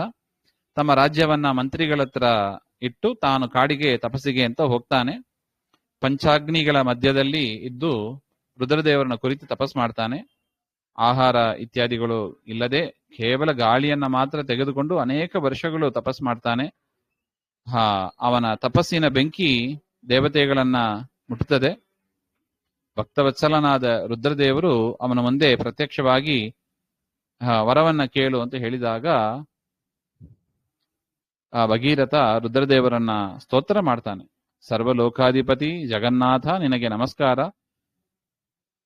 ಹಾಗೆಂತೆಲ್ಲ ಸ್ತೋತ್ರ ಮಾಡಿ, ನಮ್ಮ ಹಿರಿಯರು ಮಾಡಿದ ಪಾಪದಿಂದ ಅವರು ಭಸ್ಮೀಭೂತರಾಗಿದ್ದಾರೆ, ಅವರಿಗೆ ಮೋಕ್ಷ ಸಿಗಬೇಕು, ಅದರಿಂದ ಸ್ವರ್ಗದಿಂದ ಗಂಗೆ ಭೂಮಿಗೆ ಬರಬೇಕು, ತಾವು ಕೃಪೆ ತೋರಿಸಬೇಕು ಹಾಗೆಂತ ಹೇಳಿದಾಗ ರುದ್ರದೇವರು ಆ ಭಗೀರಥನ ಭಕ್ತಿಯನ್ನ ಮೆಚ್ಚಿ, ಭಗೀರಥ ನಿನ್ನ ಸ್ತೋತ್ರದಿಂದ ನಾನು ಸಂತುಷ್ಟನಾಗಿದ್ದೇನೆ, ನಿನ್ನ ಇಷ್ಟವನ್ನ ನಾನು ಪೂರೈಸ್ತೇನೆ ಹಾಗೆ ಅಂತ ಹೇಳ್ತಾ ಇದ್ದಾರೆ. ಮತ್ತೆ ರುದ್ರದೇವರು ಹೇಳ್ತಾರೆ, ಭಗೀರಥ, ಗಂಗಾ ಈಗ ಸ್ವರ್ಗದಲ್ಲಿ ಇದ್ದಾಳೆ, ಅವಳನ್ನ ಭೂಮಿಗೆ ತರಬೇಕು ಅಂದ್ರೆ ವಿಷ್ಣುವಿನ ಅನುಗ್ರಹ ಬೇಕು, ವಿಷ್ಣುವಿನ ಪಾದೋದಕ ಅದು, ವಿಷ್ಣುವಿನ ಅನುಗ್ರಹ ಬೇಕು, ಅದರಿಂದ ನೀ ವಿಷ್ಣುವನ್ನ ಪೂಜೆ ಮಾಡು ಹಾಗೆ ಅಂತ ಅವರು ಹೇಳ್ತಾರೆ. ಆ ಪರಮಾತ್ಮ ಗಂಗೆಯನ್ನ ಭೂಮಿಗೆ ಕಳಿಸಿದ್ರೆ ಅದರ ರಭಸವನ್ನ, ಆ ವೇಗವನ್ನ ನಾನು ಸಹನೆ ಮಾಡ್ತೇನೆ, ಶಿರಸ ಧರಿಸಿ ನಾನು ಆ ಗಂಗೆಯ ವೇಗ, ಇಲ್ಲಾಂದ್ರೆ ಭೂಮಿ ಕೊಚ್ಕೊಂಡು ಹೋಗ್ತಾ ಇತ್ತು, ನಾನು ತಡೆತೇನೆ ಹಾಗೆ ಅಂತ ರುದ್ರದೇವರು ಭಗೀರಥನಿಗೆ ಹೇಳ್ತಾರೆ. ಅವರು ರುದ್ರದೇವರು ಹೇಳಿದ ಪ್ರಕಾರ ಭಗೀರಥ ವಿಷ್ಣುವನ್ನ ಕುರಿತು ತಪಸ್ ಮಾಡ್ತಾನೆ. ವಿಷ್ಣುವು ಕೂಡ ಅವನಿಗೆ ಪ್ರತ್ಯಕ್ಷನಾಗಿ, ಭಗೀರಥ ಜ್ಯೇಷ್ಠ ಮಾಸದಲ್ಲಿ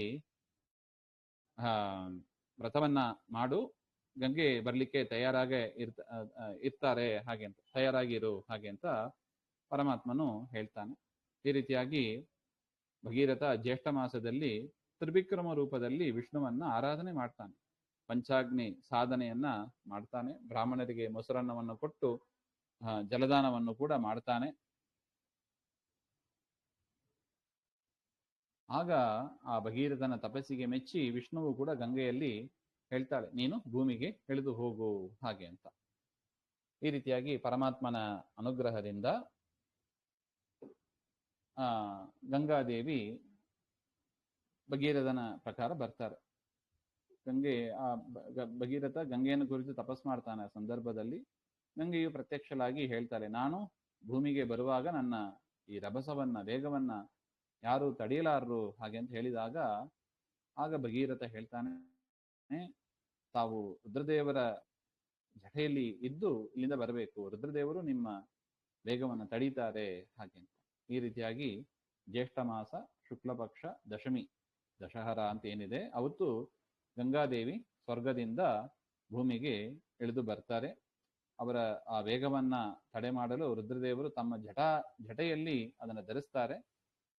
ಶಿವನ ತಲೆಯಲ್ಲಿ ಬಿದ್ದು ಅಲ್ಲಿಂದ 7 ಕಬಲುಗಳಾಗಿ ಹರಿದು ಗಂಗೆ ಬರ್ತಾಳೆ. ಒಂದು ದಿನದಿಂದ ಭೂಮಿಗೆ ಬರ್ತಾರೆ. ಭಗೀರಥ ಅವರ ಹಿಂದೆ ಹಿಂದೆ ಬರ್ತಾ ಇದ್ದಾರೆ. ಹೇಳ್ತಾರೆ ಗಂಗೆ, ನೀನು ಕರ್ಕೊಂಡೋಗು, ನೀ ಯಾವ ದಾರಿಯಲ್ಲಿ ಕರ್ಕೊಂಡು ಹೋಗ್ತೀಯ ಆ ದಾರಿಯಲ್ಲಿ ನಾನು ಬರ್ತೇನೆ ಹಾಗೆ ಅಂತ ಗಂಗೆ ಬರ್ತಾ ಇರ್ತಾಳೆ. ಭಗೀರಥನ ರಥ ಹೋಗ್ತಾ ಇದೆ. ಇದ್ದಕ್ಕಿದ್ದಾಗಿ ಏನಾಯ್ತು, ಜನ್ನು ಮಹರ್ಷಿಗಳ ಆಶ್ರಮ ಬಂತು. ಅವರು ಏನೋ ಒಂದು ಕಾರ್ಯ ಮಾಡ್ತಾ ಇದ್ರು, ಅವ್ರದ್ದೆಲ್ಲ ಹಾಳಾಯ್ತು ಅಂತ ಈ ಗಂಗೆಯನ್ನೇ ಪಾನ ಮಾಡಿಬಿಟ್ರು. ಗಂಗಾ ಪಾನ ಮಾಡಿಬಿಟ್ರು ಜನ್ನು ಮಹರ್ಷಿಗಳು. ಮತ್ತೆ ಭಗೀರಥ ನೋಡಿ, ಒಂದು ಕಾರ್ಯವನ್ನ ಸಾಧಿಸುವುದರಲ್ಲಿ ಎಷ್ಟು ಕಷ್ಟ ಇದೆ ನೋಡಿ. ಅದಕ್ಕೆ ಹೇಳಿದ್ದು ಭಗೀರಥ ಪ್ರಯತ್ನ ಅಂತ ಹೇಳೋದು. ಗಂಗೆಯನ್ನ ಭೂಮಿಗೆ ತರುವುದರಲ್ಲಿ ಅದು ಪಾತಾಳ ಲೋಕ ತನಕ ಹೋಗ್ಬೇಕು, ಭೂಮಿಗೆ ಬರಬೇಕು, ಪಾತಾಳಕ್ಕೂ ಹೋಗ್ಬೇಕು. ಯಾಕೆ, ಭಸ್ಮ ಇರೋದು ಅಲ್ಲಿ. ಮತ್ತೆ ನೋಡಿದರೆ ಜನ್ನು ಋಷಿಗಳು ಅದನ್ನ ಪಾನ ಮಾಡಿಬಿಟ್ರು. ಮತ್ತೆ ಭಗೀರಥ ಜನ್ನು ಋಷಿಗಳನ್ನ ಪ್ರಾರ್ಥನೆ ಮಾಡ್ತಾರೆ. ನೋಡಿ, ರುದ್ರದೇವರ ತಪಸ್ಸಾಯ್ತು, ವಿಷ್ಣುವಿನ ತಪಸ್ಸು, ಗಂಗೆಯ ತಪಸ್ಸು, ತದನಂತರ ಜನ್ನು ಋಷಿಗಳ ಪ್ರಾರ್ಥನೆ. ಆಗ ಅವರು ಕೂಡ ಕಿವಿಯಿಂದ ಬಿಡ್ತಾರೆ. ತಾನು ಪಾನ ಮಾಡಿದ ಗಂಗೆಯನ್ನ ಕಿವಿಯಿಂದ ಬಿಡ್ತಾರೆ. ಅದರಿಂದಲೇ ಅದಕ್ಕೆ ಜಾಹ್ನವಿ ಅಂತ ಹೆಸರು. ಜನ್ನು ಋಷಿಗಳ ಮಗಳ ರೂಪ ಇರೋದ್ರಿಂದ ಅವಳಿಗೆ ಜಾಹ್ನವಿ ಅಂತ ಹೆಸರು. ಈ ರೀತಿಯಾಗಿ ಭಗೀರಥನ ಪ್ರಯತ್ನದಿಂದ ಪಾತಾಳ ಲೋಕಕ್ಕೆ ಬಂದು ಅವರ ಆ ಭಸ್ಮದ ಮೇಲೆ ಸ್ಪರ್ಶ ಆಗ್ತದೆ. ಸ್ಪರ್ಶ ಆದಾಗ ಆ ಸಗರನ 60,000 ಮಕ್ಕಳು ಕೂಡ ದಿವ್ಯ ಶರೀರವನ್ನು ಪಡೆದು ವಿಷ್ಣು ಲೋಕಕ್ಕೆ ಹೋಗ್ತಾರೆ. ಇದು ಭಗೀರಥನ ಅಪಾರವಾದ ಒಂದು ಪ್ರಯತ್ನ. ಅದರಿಂದ ಗಂಗೆ ಭೂಮಿಗೆ ಬಂದರು. ಅದರಿಂದಲೇ ಅವರಿಗೆ ಭಾಗೀರಥಿ ಅಂತ ಹೆಸರು. ಭಗೀರಥ ರಾಜ ಭೂಮಿಗೆ ಕರೆತಂದದ್ರಿಂದ ಆ ಗಂಗೆಗೆ ಭಾಗೀರಥಿ ಅಂತ. ಯಾರು ಜ್ಯೇಷ್ಠ ಶುದ್ಧ ದಶಮಿ ಗಂಗೆಯಲ್ಲಿ ಸ್ನಾನ ಮಾಡ್ತಾರೋ ಅವರು ಎಲ್ಲಾ ಪಾಪಗಳಿಂದಲೂ ಕೂಡ ಮುಕ್ತರಾಗ್ತಾರೆ ಹಾಗೆ ಅಂತ ಹೇಳ್ತಾರೆ. ಇನ್ನು ದಶಮಿ ಆದ ಮೇಲೆ ಏಕಾದಶಿ ಮಹಿಮೆಯನ್ನ ಹೇಳ್ತಾರೆ. ಎಷ್ಟು ಚಂದ ಇದು ನೋಡಿ. ಪುಲಿಂದನ ವೃತ್ತಾಂತವನ್ನ ಹೇಳ್ತಾರೆ. ಇದು ಭೀಮಸೇನ ದೇವರು ವೇದವ್ಯಾಸರು ಭೀಮನಿಗೆ ಹೇಳ್ತಾರೆ. ಈ ಏಕಾದಶಿ ವ್ರತವನ್ನ ನಮಗೆ ವಿಸ್ತಾರವಾಗಿ ಹೇಳಿ ಅಂತ ಭೀಮಸೇನ ದೇವರು ವೇದವ್ಯಾಸರ ಹತ್ರ ಕೇಳ್ತಾರೆ. ಆಗ ವೇದವ್ಯಾಸರು ಹೇಳ್ತಾರೆ, ಭೀಮಾ, ನಿನಗೆ ಒಂದು ಇತಿಹಾಸವನ್ನ ಹೇಳ್ತೇನೆ. ಹಿಂದೆ ಕಾಲಂಜರ ಪರ್ವತದಲ್ಲಿ ಪುಲಿಂದ ಅಂತ ಒಬ್ಬ ರಾಜ ಇದ್ದ. ಅನೇಕ ಧರ್ಮಿಷ್ಠನಾಗಿ ಇದ್ದ. ಅವನು ತನ್ನ ಪರಾಕ್ರಮದಿಂದ ಲೋಕವನ್ನೇ ಗೆಲ್ಲುವವನಾಗಿ ಇದ್ದ. ಏಕಚಕ್ರಾಧಿಪತಿಯಾಗಿ ಇದ್ದ. ಅವನು ಸಕಲ ಧರ್ಮವನ್ನ ಬಲ್ಲವ. ತಮ್ಮ ಮಂತ್ರಿಗಳ ಜೊತೆಗೆ ಅವನು ಆಲೋಚನೆಯನ್ನು ಮಾಡಿ ಪಕ್ಕದ ದೇಶದ ಮೇಲೆ ಅವನು ಯುದ್ಧಕ್ಕೆ ಅಂತ ಹೋಗ್ತಾನೆ. ಅವನ ಸೇನೆ 100 ಯೋಜನ ದೂರ ಇತ್ತಂತೆ. ಅವನು ಹೋದ ಜಾಗದಲ್ಲೆಲ್ಲ ಗೆಲುವು. ಅದರಿಂದ ಅನೇಕ ರಾಜರು ಅವನಿಗೆ ಹೆದರ್ಕೊಂಡು ಕಪ್ಪವನ್ನು ಕಟ್ಟಾರು, ಕಪ್ಪ ಕಾಣಿಕೆ ಕೊಡ್ತಾ ಇದ್ರಂತೆ. ಈ ರೀತಿಯಾಗಿ ಅನೇಕ ರಾಜರನ್ನೆಲ್ಲ ಅವನು ಪುಲಿಂದ ಗೆಲ್ಲುತ್ತಾ ಬರ್ತಾ ಇದ್ದಾನೆ. ಅವರ ಸಂಪತ್ತನ್ನೆಲ್ಲ ತೆಗೆದುಕೊಂಡು ಬಂದು ತನ್ನ ದೇಶವನ್ನ ಅಲಂಕಾರ ಮಾಡ್ತಾ ಇದ್ದ. ಪ್ರಾಚೀನ ಬರಿಹಿ ಅಂತ ಮತ್ತೊಬ್ಬ ರಾಜ ಅವನ ಜೊತೆಗೆ ಯುದ್ಧಕ್ಕೆ ಅಂತ ಹೋಗ್ತಾನೆ. ಪ್ರಾಚೀನ ಬರಿಹಿ ಧರ್ಮಿಷ್ಠ, ವಿಷ್ಣು ಭಕ್ತ. ಅವನು ಪುಲಿಂದ ಅವನ ನಗರದ ಸುತ್ತ ಅವನ ಸೇನೆ ಬಂದು ನಿಂತಿದೆ. ಇನ್ನೇನು ಯುದ್ಧ ಪ್ರಾರಂಭ ಆಗಬೇಕು. ಯುದ್ಧದ ವಾತಾವರಣ ಬಂದುಬಿಟ್ಟಿದೆ. ಪ್ರಾಚೀನ ಬರಿಹಿಯ ವೀರರು, ಸೈನಿಕರು ಪುಲಿಂದನ ಆ ಸೇನೆಯನ್ನ ತಡೆ ಮಾಡಿ ನಿಂತಿದ್ದಾರೆ. ಅವತ್ತಿನ ದಿವಸ ಜ್ಯೇಷ್ಠ ಮಾಸ ಶುಕ್ಲ ಪಕ್ಷ ಏಕಾದಶಿ ಬಂತಂತೆ. ಆ ಪುಲಿಂದನ ಸೈನಿಕರು ಎಲ್ಲರೂ ಕೂಡ ಪ್ರಾಚೀನ ಬರಿಹಿಯ ನಗರಕ್ಕೆ ಪ್ರವೇಶ ಮಾಡ್ತಾರೆ. ಆದ್ರೆ ಅಲ್ಲಿ ನೋಡಿದ್ರೆ ಅವತ್ತಿನ ದಿವಸ ಏಕಾದಶಿ ದಿವಸ ಅಲ್ಲಿದ್ದ ಜನರು ಪ್ರಾತಃ ಸ್ನಾನವನ್ನ ಮಾಡಿ ವಿಷ್ಣುವಿನ ಆರಾಧನೆಯಲ್ಲಿ ತಮ್ಮನ್ನು ತೊಡಗಿಸಿಕೊಂಡಿದ್ದು. ಯುದ್ಧ ಮಾಡ್ತಾ ಇಲ್ಲ, ಯಾರು ಊಟ ಮಾಡ್ತಾ ಇಲ್ಲ. ಪ್ರಶಾಂತವಾದ ವಾತಾವರಣ, ಪರಮಾತ್ಮನ ಪೂಜೆಯನ್ನ ಮಾಡ್ತಾ ಜನರು ಮಾತಾಡ್ತಾನೆ ಇಲ್ಲವಂತ. ಮೌನವ್ರತದಲ್ಲಿ ಮಾಡ್ತಾ ಇದ್ರು ವಿಷ್ಣುವಿನ ಪೂಜೆ ಅಂತ ಹೇಳ್ತಾರೆ. ಇದನ್ನ ನೋಡಿ ಆ ಪುಲಿಂದನ ಸೈನ್ಯದವರಿಗೆ ಭಾರಿ ಆಶ್ಚರ್ಯ ಆಯ್ತು. ಪುಲಿಂದನು ಕೂಡ ಆ ಪ್ರಾಚೀನ ಬರಿಹಿಯ ಆ ಪಟ್ಟಣವನ್ನ ನೋಡಿ ಆಶ್ಚರ್ಯ ಆಯ್ತಂತ. ಏನಿದು ಏಕಾದಶಿ ವ್ರತ, ಎಷ್ಟು ಶಕ್ತಿ ಇರತಕ್ಕದ್ದ? ಯುದ್ಧ ಪ್ರಾರಂಭ ಆಗಿದೆ, ಇವ್ರು ನೋಡಿದ್ರೆ ಭಯ ಇಲ್ಲದೆ ವಿಷ್ಣುವಿನ ಪೂಜೆಯನ್ನ ಮಾಡ್ತಾ ಕೂತಿದ್ದಾರೆ ಹಾಗೆ ಅಂತ ಯೋಚನೆ ಮಾಡಿದ. ಅವನ ಮನಸ್ಸು ಯಾಕೋ ಬದಲಾವಣೆ ಆಗೋಯ್ತು. ಸಜ್ಜೀವ ಅವನು ಕೂಡ ಬದಲಾವಣೆ ಆಗೋಯ್ತು. ತಮ್ಮ ಮಂತ್ರಿಗಳ ಹತ್ರ ಹೇಳಿ, ನಾವು ಕೂಡ ಇವತ್ತು ಏಕಾದಶಿ ಮಾಡೋಣ, ಯುದ್ಧ ಬೇಡ ಹಾಗೆ ಅಂತ ಅವನು ಕೂಡ ಉಪವಾಸ ಮಾಡ್ಲಿಕ್ಕೆ ಶುರು ಮಾಡಿಬಿಟ್ಟ.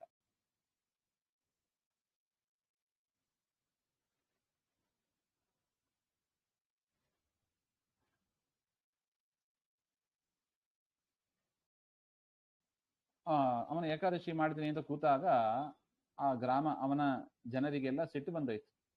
ಏನ್ ಏಕಾದಶಿ ವ್ರತ ಅಂದ್ರೆ ಏನು, ಅದರ ಮಹಿಮೆ ಏನು, ಏನೋ ಮಾಡ್ತಾನಂತೆ ಇವನು ಹಾಗೆ ಅಂತ ಅವಹೇಳನ ಮಾಡಿದ್ರು. ಪುಲಿಂದನನ್ನೇ ಅವಹೇಳನ ಮಾಡಿದ್ರು ಅವನ ಜನರೆಲ್ಲ, ಅವನ ಸೈನಿಕರು, ಭಟರು ಯಾರಿದ್ದಾರೋ ಅವರು. ಅವನ ಪುಲಿಂದನ ಸೈನ್ಯ ಅವನು ಹೇಳಿಯೂ ಪವಿತ್ರವಾದ ಆ ಏಕಾದಶಿ ದಿವಸ ವಿಷ್ಣು ಭಕ್ತರ ಮನೆ, ಪ್ರಾಚೀನ ಬರಿಹಿಯ ವಿಷ್ಣು ಭಕ್ತರ ಮನೆ ಇತ್ತಲ್ವಾ, ಅದ್ರೊಳಗೆ ನುಗ್ಗಿ ಅಲ್ಲಿದ್ದ ಸಂಪತ್ತನ್ನೆಲ್ಲ ತೆಗೆದುಕೊಂಡ್ಬಿಟ್ರು. ದೊಡ್ಡವರು ವ್ಯಾಪಾರ ಮಾಡುವವರು ಎಲ್ಲವನ್ನು ಕೂಡ ಧ್ವಂಸ ಮಾಡಿ ಅಲ್ಲಿದ್ದ ಬಂಗಾರ ಇತ್ಯಾದಿ ಆಭರಣಗಳನ್ನೆಲ್ಲ ಅವರು ಅಪಹಾರ ಮಾಡಿದರು. ಈ ರೀತಿಯಾಗಿ ಇಡೀ ಊರು ಆ ಪ್ರಾಚೀನ ಬರಿಹಿಯ ಪುಲಿಂದನ ಸೈನ್ಯದಿಂದ ನರಕದಂತೆ ಆಯ್ತು. ಅಂದಿನ ದಿವಸ ಏಕಾದಶಿ ದಿವಸ ಆದ ಘಟನೆ ಇದು. ವ್ರತ ಇದ್ದ ಕಾರಣ ಯಾರು ಅವತ್ತು ಅಡಿಗೆನೆ ಮಾಡಿಲ್ಲ. ಅವರು ಪ್ರಾಚೀನ ಬರಿಹಿಯ ಆ ನಗರದಲ್ಲಿ ಯಾರು ಅಡಿಗೆನೆ ಮಾಡಿಲ್ಲ.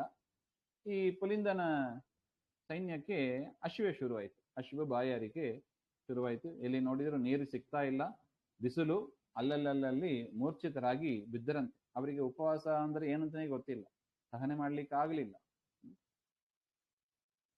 ಇದು ವೈಕುಂಠದಲ್ಲಿ ಇದ್ದ ಪರಮಾತ್ಮ ಅವನ ಅಪಕೃಪೆಗೆ ಪಾತ್ರರಾದರು. ಆ ಪರಮಾತ್ಮನು ಕೂಡ ಒಂದು ನರಸಿಂಹ ರೂಪವನ್ನ ತೆಗೆದು ಅನೇಕ ತಲೆಗಳು ಉಳ್ಳವನಾಗಿ ವಿಚಿತ್ರ ರೂಪದಿಂದ ಸಿಂಹದಂತೆ, ಕೆಲವರಿಗೆ ಆನೆಯಂತೆ, ಕೆಲವರಿಗೆ ವರಾಹದಂತೆ ಕೆಂಡವನ್ನ ಕಾರುತ್ತಾ ಅನೇಕ ಜನರನ್ನ ಸಂಹಾರ ಮಾಡ್ತಾನೆ. ಆ ಪುಲಿಂದನ ಸೈನ್ಯವನ್ನೆಲ್ಲ ಅಗ್ನಿ ಜ್ವಾಲೆಯಿಂದ ಪರಮಾತ್ಮ ಸಂಹಾರ ಮಾಡಿದ. ಪುಲಿಂದನ ಸೈನ್ಯ ಅಲ್ಲಲ್ಲಿ ಓಡಿ ಹೋಯಿತು. ಕೆಲವರು ಸತ್ತರು, ಕೆಲವರು ಹೆದರ್ಕೊಂಡು ಓಡಿ ಹೋದರು. ಪುಲಿಂದ ತನ್ನ ಸೈನ್ಯದ ನಾಶವನ್ನ ಕಂಡು ಆಶ್ಚರ್ಯ ಆಯ್ತು ಅವನಿಗೆ. ಆಗ ಅವನಿಗೆ ಗೊತ್ತಾಯಿತು, ಈ ಸಿಂಹ ಆಗಲಿ ಆನೆ ಆಗಲಿ ಇದ್ಯಾವುದು ಸಾಮಾನ್ಯ ಅಲ್ಲ, ಇದ್ಯಾವುದು ದೈವಿ ಶಕ್ತಿ ಇದೆ, ಇದನ್ನ ನಮ್ಮಿಂದಲೂ ಕೂಡ ಗೆಲ್ಲಿಕ್ಕಾಗೋದಿಲ್ಲ ಅಂತ ಅವನಿಗೆ ಆಲೋಚನೆ ಆಯಿತು. ಆಗ ಜೋರಾಗಿ ಮಳೆ, ಎಲ್ಲ ಕಡೆ ಕತ್ತಲು, ಮಳೆ ಬಂತು. ಈ ಪುಲಿಂದನಿಗೆ ಏನ್ ಮಾಡ್ಬೇಕು ಅಂತ ಗೊತ್ತಾಗದೆ ತನ್ನ ಪ್ರಾಣವನ್ನ ರಕ್ಷಣೆ ಮಾಡ್ಕೋಬೇಕು ಅಂತ ಅಲ್ಲಿಂದ ತಪ್ಪಿ ಓಡಿ ಹೋಗ್ತಾನೆ. ಮಾರನೇ ದಿವಸ ಪ್ರಾತಃ ಕಾಲದಲ್ಲಿ ತಮ್ಮ ಅರಮನೆಗೆ ವಾಪಸ್ ಬಂದ್ಬಿಡ್ತಾನೆ ಪುಲಿಂದ. ಯಾವ ಭಟರು ಇನ್ನು ಉಳ್ಕೊಂಡಿದ್ರು ಅವ್ರ ಜೊತೆಗೆ ಅರಮನೆಗೆ ಬರ್ತಾನೆ.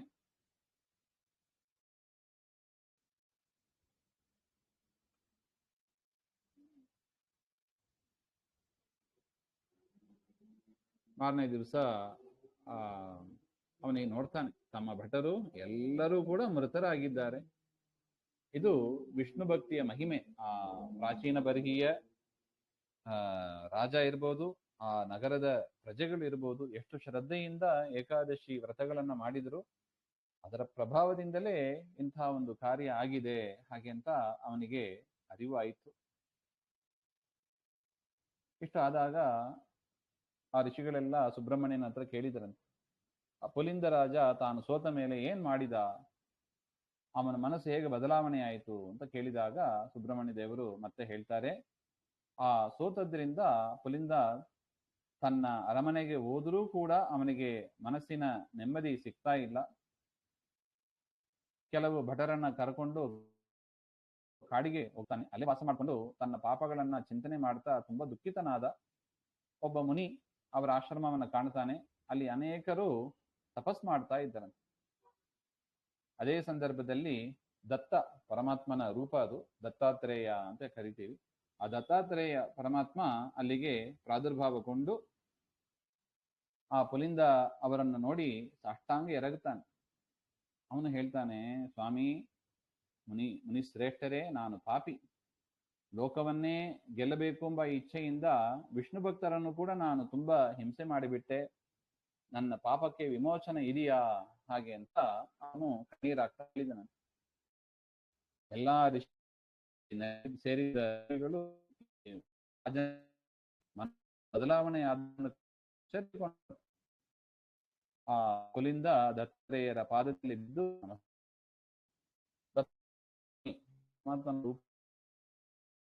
ದತ್ತಾತ್ರೇಯ ಮಗನಿಗೆ ಪರಮಾತ್ಮ, ಅದರಿಂದ ಆತ್ರೇಯ ಹೆಸರಿದೆ.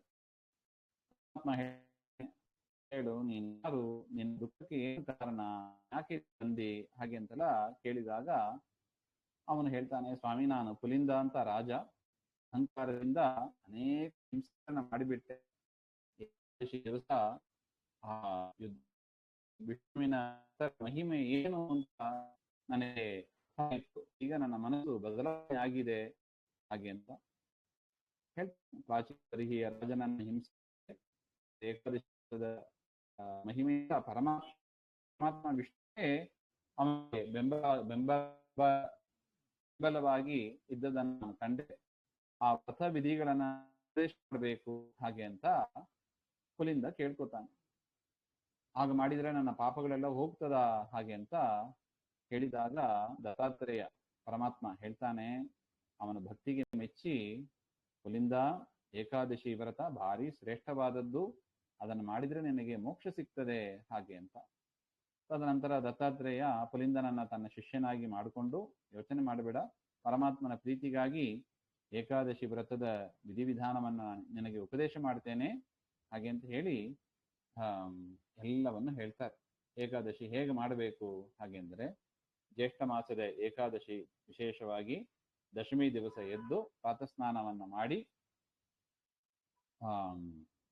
ಬಹಿರ್ಭೋಜ್ಯವನ್ನ ತೆಗೆದುಕೊಳ್ಬಾರ್ದು, ಅಂದ್ರೆ ಮನೆಯಲ್ಲೇ ಮಾಡಬೇಕು ಹಾಗೆಂತ. ಅಭ್ಯಂಗ ಇತ್ಯಾದಿಗಳು ಮಾಡಬಾರ್ದು, ಮಾಂಸ ಭಕ್ಷ್ಯ ಇತ್ಯಾದಿಗಳು ಮಾಡಬಾರ್ದು, ಒಂದೊತ್ತು ಮಾತ್ರ ಊಟ ಮಾಡಬೇಕು ದಶಮಿ ದಿವಸ. ಏಕಾದಶಿ ದಿವಸ ಮತ್ತೆ ಪ್ರಾತಃ ಕಾಲದಲ್ಲಿ ಎದ್ದು ಪರಮಾತ್ಮನ ಪೂಜೆಯನ್ನ ಮಾಡಬೇಕು, ಹಗಲೊತ್ತು ಮಲಗಬಾರ್ದು, ಸಹಸ್ರನಾಮವನ್ನ ಪಾರಾಯಣ ಮಾಡ್ತಾ ವಿಷ್ಣುವಿನ ನಾಮಸ್ಮರಣೆ ಮಾಡ್ತಾ ಕೋಪ, ಸುಳ್ಳು, ದುಷ್ಟರ ಸಹವಾಸ ಇದೆಲ್ಲವನ್ನೂ ಬಿಡಬೇಕು. ಅಂದಿನ ರಾತ್ರಿ ಜಾಗರಣೆ ಮಾಡಿ ಪುರಾಣಗಳನ್ನ ಕೇಳಬೇಕು. ಯಾವ ಕಾರಣದಿಂದಲೂ ಕೂಡ ಅವತ್ತು ಊಟ ನೀರು ಯಾವುದು ಮಾಡಬಾರದು. ಮತ್ತೆ ದ್ವಾದಶಿ ದಿವಸ ಪ್ರಾತಃ ಕಾಲದಲ್ಲಿ ಎದ್ದು 12-13 ಬ್ರಾಹ್ಮಣರಿಗೆ ಭೋಜನವನ್ನ ಮಾಡಿ ಅವರಿಗೆ ವಸ್ತ್ರ, ದಕ್ಷಿಣೆ ಇತ್ಯಾದಿಗಳನ್ನು ಕೊಟ್ಟು ಆಶೀರ್ವಾದವನ್ನ ಪಡೆದು ಪರಮಾತ್ಮನ ಪೂಜೆ ಆದ ಬಳಿಕ ವ್ರತವನ್ನ ಪೂರ್ತಿ ಮಾಡಿ ಭೋಜನವನ್ನು ಮಾಡಬೇಕು. ಈ ರೀತಿಯಾಗಿ 1 ವರ್ಷ ಪೂರ್ತಿ ಮಾಡಬೇಕು ಹಾಗೆಂತ. ಈ ರೀತಿಯಾಗಿ ಮಾಡಿದರೆ 1 ವರ್ಷ ಏಕಾದಶಿ ಮಾಡಿದ ಫಲ ಸಿಗ್ತದೆ ಹಾಗೆಂತ ಈ ದಿನತ್ರಯ ಕ್ರಮದಲ್ಲಿ ಮಾಡಿದ್ದ. ಪುಲಿಂದ ರಾಜನಿಗೆ ಕೂಡ ಆಶ್ಚರ್ಯವಾಗಿ ವ್ರತದ ಹಿರಿಮೆಯನ್ನ ಕೇಳಿ ಆಶ್ಚರ್ಯ ಆಯ್ತು ಅವನಿಗೆ. ಅವನ ಶರೀರ ವೃದ್ಧಾಪ್ಯ ಬಂದಿತ್ತು, ಭಾರಿ ಬಳಲಿದ್ದ. ಆದ್ರೂ ಕೂಡ ಈ ಒಂದು ವ್ರತವನ್ನ, ಕಠಿಣವಾದ ಈ ವ್ರತವನ್ನ, ನೀರು ಕುಡಿಬಾರದು ಹಾಗಂದ್ರೆ ನನಗೆ ಮಾಡ್ಲಿಕ್ಕೆ ಬರ್ತದೋ ಇಲ್ಲವೋ ಗೊತ್ತಿಲ್ಲ, ಇದಕ್ಕೇನಾದ್ರು ಸುಲಭವಾಗಿ ಮಾಡ್ಲಿಕ್ಕೆ ಏನಾದ್ರು ಒಂದು ಉಪಾಯ ಇದ್ರೆ ಹೇಳಿ ಅಂತ ಹೇಳಿದಾಗ ಅದಕ್ಕೆ ದತ್ತಾತ್ರೇಯ ಸ್ವಾಮಿ ಹೇಳ್ತಾನೆ, ರಾಜ, ಈ ಜ್ಯೇಷ್ಠ ಮಾಸದಲ್ಲಿ ಬರತಕ್ಕ ಜ್ಯೇಷ್ಠ ಶುಕ್ಲ ಏಕಾದಶಿ, ನಿರ್ಜಲ ಏಕಾದಶಿ ಅಂತ, ಎಲ್ಲ ವ್ರತಗಳ ಸಾರ ಅದು. ನಿರ್ಜಲ ಏಕಾದಶಿ ಅಂದ್ರೆ ನೀರು ಕೂಡ ಕುಡಿಯದೆ ಮಾಡತಕ್ಕ ವ್ರತ. ಜ್ಯೇಷ್ಠ ಮಾಸದಲ್ಲಿ ಬಿಸಿಲು ಜಾಸ್ತಿ ಇರುತ್ತದೆ, ನೀರು ಇಲ್ಲದೆ ಇರೋದು ಮಹಾಪುಣ್ಯವನ್ನ ಕೊಡತಕ್ಕದ್ದು, ನೀರು ಕುಡಿಯದೇ ಇರೋದು. ಬಾಯಾರಿಕೆ ಆದರೂ ಕೂಡ ನೀರು ಕುಡಿಬಾರದು, ನೀರನ್ನು ಮುಟ್ಲೇಬಾರದು. ಸ್ನಾನ ಮಾಡುವಾಗ ಮಾತ್ರ ನೀರು ಮುಟ್ಟಬಹುದು, ಸಂಧ್ಯಾ ವಂದನೆ ಇತ್ಯಾದಿಗಳಲ್ಲಿ ನೀರು ಮುಟ್ಟಬಹುದು, ಅದರ್ವೈಸ್ ನೀರೇ ಮುಟ್ಟಬಾರದು. ಈ ಒಂದು ಏಕಾದಶಿಯನ್ನ ನೀನು ಆಚರಣೆ ಮಾಡಿದರೆ ನೀನು ಎಲ್ಲಾ ಪಾಪವೂ ಕೂಡ ಭಸ್ಮವಾಗ್ತದೆ ಹಾಗೆಂತ ಹೇಳಿದ್ರು. ಅವನು ಕೂಡ ಆ ರೀತಿಯಾಗಿ ವ್ರತವನ್ನು, ಏಕಾದಶಿಯಾದಿ ವ್ರತಗಳನ್ನ ಉಪದೇಶ ಪಡೆದು ಅದನ್ನ ಮಾಡಿದರು ಅಂತ. ಯಾರು ಮುಂದಿನ ಮಾಡಿ ದೇಹವನ್ನು ಬಿಡ್ತಾರೆ ಅವರೇ ಮುಂದಿನ ಜನ್ಮದಲ್ಲಿ ಪ್ರಹ್ಲಾದನಾಗಿ ಹುಟ್ಟುತ್ತಾರೆ. ನೋಡಿ, ಇದು ಪ್ರಹ್ಲಾದನ ಹಿಂದಿನ ಜನ್ಮದ ವೃತ್ತಾಂತ. ಈ ಪುಲಿಂದ ಅಂತ ನಾವು ಏನು ಕೇಳ್ತೀವಿ, ಪುಲಿಂದ ಅವರೇ ಪ್ರಹ್ಲಾದನಾಗಿ ವ್ಯಾಸರಾಜರು, ರಾಘವೇಂದ್ರ ಸ್ವಾಮಿಗಳು ಅಂತ ನಾವೇನು ಕೇಳ್ತೀವಿ, ಆ ಪ್ರಹ್ಲಾದನ ಹಿಂದಿನ ಜನ್ಮದ ವೃತ್ತಾಂತ ನಾವು ಭಾಗವತದಲ್ಲಿ ಕೇಳ್ತೀವಿ ನೋಡಿ. ನಾರದರು ದಾಸಿಪುತ್ರನಾಗಿ ಹಿಂದಿನ ಜನ್ಮದಲ್ಲಿ ಇದ್ದರು ಹಾಗೆ. ಅದೇ ರೀತಿಯಾಗಿ ಪ್ರಹ್ಲಾದನ ಹಿಂದಿನ ಅವತಾರ ಪುಲಿಂದ.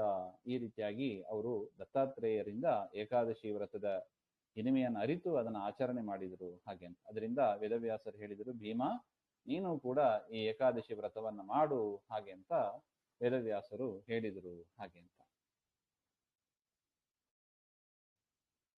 ಇದಾದ ಮೇಲೆ ಸುಬ್ರಹ್ಮಣ್ಯ ದೇವರು ಹೇಳ್ತಾರೆ, ಹೆಣ್ಣು ಮಕ್ಕಳ ಸೌಭಾಗ್ಯವನ್ನ ಮಾಂಗಲ್ಯ ಬಲ ಅಂತ ಹೇಳ್ತಾರೆ. ಅದನ್ನ ಅಭಿವೃದ್ಧಿ ಮಾಡುವುದಕ್ಕಾಗಿ ಸಾವಿತ್ರಿ ವ್ರತವನ್ನ ಮಾಡಬೇಕು. ಜ್ಯೇಷ್ಠ ಶುಕ್ಲ ತ್ರಯೋದಶಿಯಿಂದ ಹುಣ್ಣಿಮೆ ತನಕ 3 ದಿವಸದಲ್ಲಿ ಈ ವ್ರತವನ್ನ ಸುಮಂಗಲಿ ಸ್ತ್ರೀಯರು ಆಚರಿಸಬೇಕು. ತಮ್ಮ ಪತಿಯ ದೀರ್ಘಾಯುಷ್ಯಕ್ಕಾಗಿ ಈ ವ್ರತವನ್ನ ಮಾಡಬೇಕು. ಮೊದಲನೇ ದಿವಸ ಪ್ರಾತಃ ಕಾಲದಲ್ಲಿ ಎದ್ದು ಶುದ್ಧ ವಸ್ತ್ರವನ್ನ ಧರಿಸಿ ವಟವೃಕ್ಷಕ್ಕೆ ಹೋಗಿ ಅದಕ್ಕೆ ನೀರಾಕಿ ಅದರ ಬುಡದಲ್ಲಿ ಬಂಗಾರದಿಂದ, ಸುವರ್ಣದಿಂದ ಆದ ಬ್ರಹ್ಮ, ಸಾವಿತ್ರಿ, ಯಮಧರ್ಮ ಇವರ ಪ್ರತಿಮೆಗಳನ್ನೆಲ್ಲ ನಿರ್ಮಾಣ ಮಾಡಿ ಮರದ ಸುತ್ತ ನೂಲಿನಿಂದ ಕಟ್ಟಿ ಪ್ರದಕ್ಷಿಣೆ ಮಾಡಬೇಕು ಹಾಗೆ ಅಂತ. ಅಂದಿನ ದಿವಸ ಸಾಯಂಕಾಲ ಆ ಯಮಧರ್ಮನಿಗೆ ದೀಪದಾನವನ್ನ ಮಾಡಬೇಕು. ಸುಮಂಗಲಿಯರು ತಮ್ಮ ಪತಿಯ ಜೊತೆಗೆ ಸೇರಿ ಈ ಒಂದು ಪೂಜೆಯನ್ನ ಮಾಡಬೇಕು ಹಾಗೆ ಅಂತ. ಈ ವ್ರತ ಮಾಡುವವರಿಗೆ ಸಂತಾನ ಪ್ರಾಪ್ತಿ ಆಗ್ತದೆ ಮತ್ತು ಪತಿಯು ಕೂಡ ದೀರ್ಘಾಯುಷಿಯಾಗಿ ಇರ್ತಾನೆ. ಇದೊಂದು ಮಹಾ ರಹಸ್ಯವಾದ ವ್ರತ. ಜ್ಯೇಷ್ಠ ಮಾಸದಲ್ಲಿ ಒಂದು ಬಾರಿ ಮಾಡಿದರೂ ಕೂಡ ಅನೇಕ ವರ್ಷಗಳು ಇರಬೇಕಾದ ಒಂದು ಪುಣ್ಯವನ್ನ ತಂದುಕೊಡುತ್ತದೆ. ಸಾವಿತ್ರಿ ಈ ವ್ರತದ ಮಹಿಮೆಯಿಂದಲೇ ಸಾವಿತ್ರಿ ತನ್ನ ಪತಿಯಾದ ಸತ್ಯವಾನ್ ಅವರನ್ನ ಯಮನಿಂದ ಅವರ ಪ್ರಾಣವನ್ನ ತೆಗೆದುಕೊಂಡು ವಾಪಸ್ ಪಡೆದರು ಹಾಗೆ ಅಂತ. ಈ ಜ್ಯೇಷ್ಠ ಮಾಸ ಎಲ್ಲ ಸಂಪತ್ತನ್ನು ಕೊಟ್ಟು ಮೋಕ್ಷವನ್ನು ಕೊಡತಕ್ಕದ್ದು ಹಾಗೆ ಅಂತ ಹೇಳ್ತಾರೆ.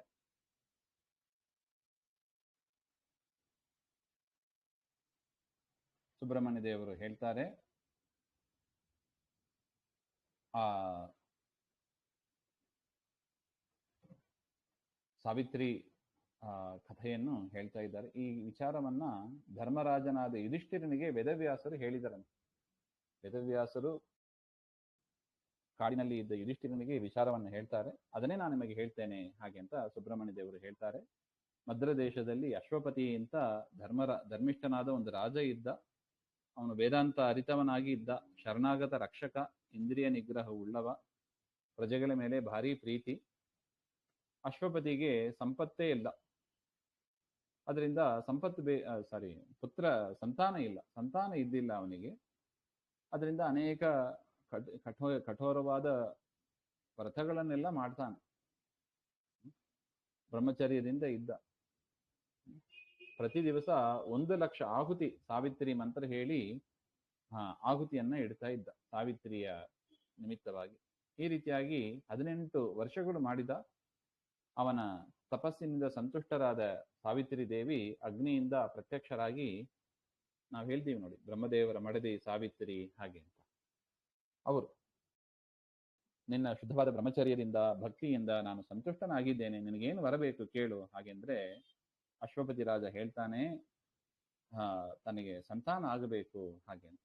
ತಾಯೇ, ನನ್ನ ಕುಲವನ್ನ ಬೆಳೆಸೋದಕ್ಕೆ ಅನೇಕ ಮಕ್ಕಳು ಆಗಬೇಕು, ನೀವೇ ಅದನ್ನ ನೆರವೇರಿಸಬೇಕು ಹಾಗೆ ಅಂತ ಹೇಳಿದಾಗ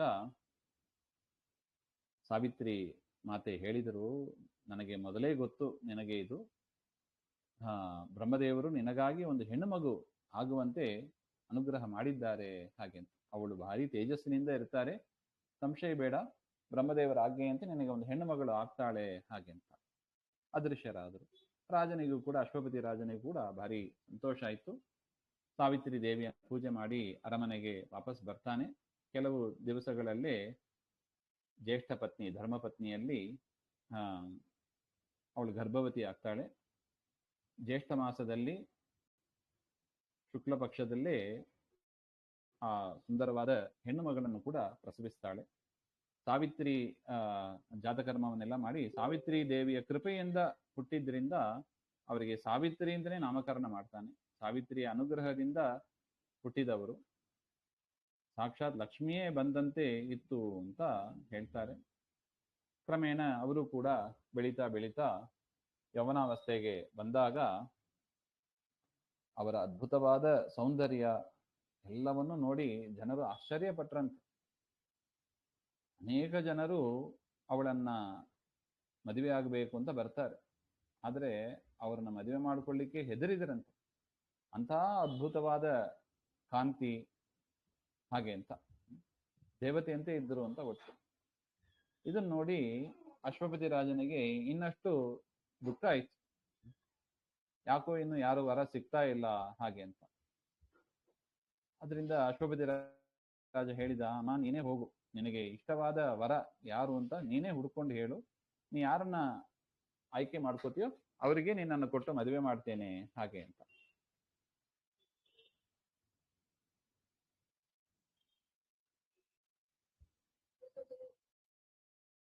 ಮದುವೆಯ ವಯಸ್ಸಿನಲ್ಲಿ ಇರತಕ್ಕ ಮಗುಳನ್ನ ಮದುವೆ ಮಾಡಿ ಕೊಡದೇ ಇದ್ದರೆ, ದಾನ ಮಾಡದೇ ಇದ್ದರೆ ಆ ತಂದೆಯನ್ನ ನಿಂದೆ ಮಾಡ್ತಾರೆ.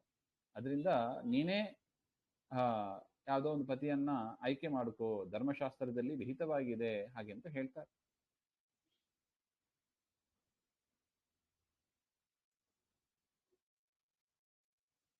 ಈ ರೀತಿಯಾಗಿ ಹೇಳಿದಾಗ ಸಾವಿತ್ರಿ ತಂದೆಗೆ ನಮಸ್ಕಾರ ಮಾಡಿ ಆ ಮಂತ್ರಿಗಳ ಜೊತೆಗೆ ಪತಿಯನ್ನ ಯಾರು ಪತಿ ಅಂತ ಹುಡ್ಕೊಂಡು ಹೋಗ್ತಾರೆ. ರಥದಲ್ಲಿ ಕುಳಿತು ಅನೇಕ ರಾಜರನ್ನ ಆ ತಪೋವನಗಳನ್ನ ಆಶ್ರಮಗಳನ್ನೆಲ್ಲ ತಿರುಗಿ ಬರ್ತಾರೆ. ಅಂತ ಆಶ್ರಮದಲ್ಲಿ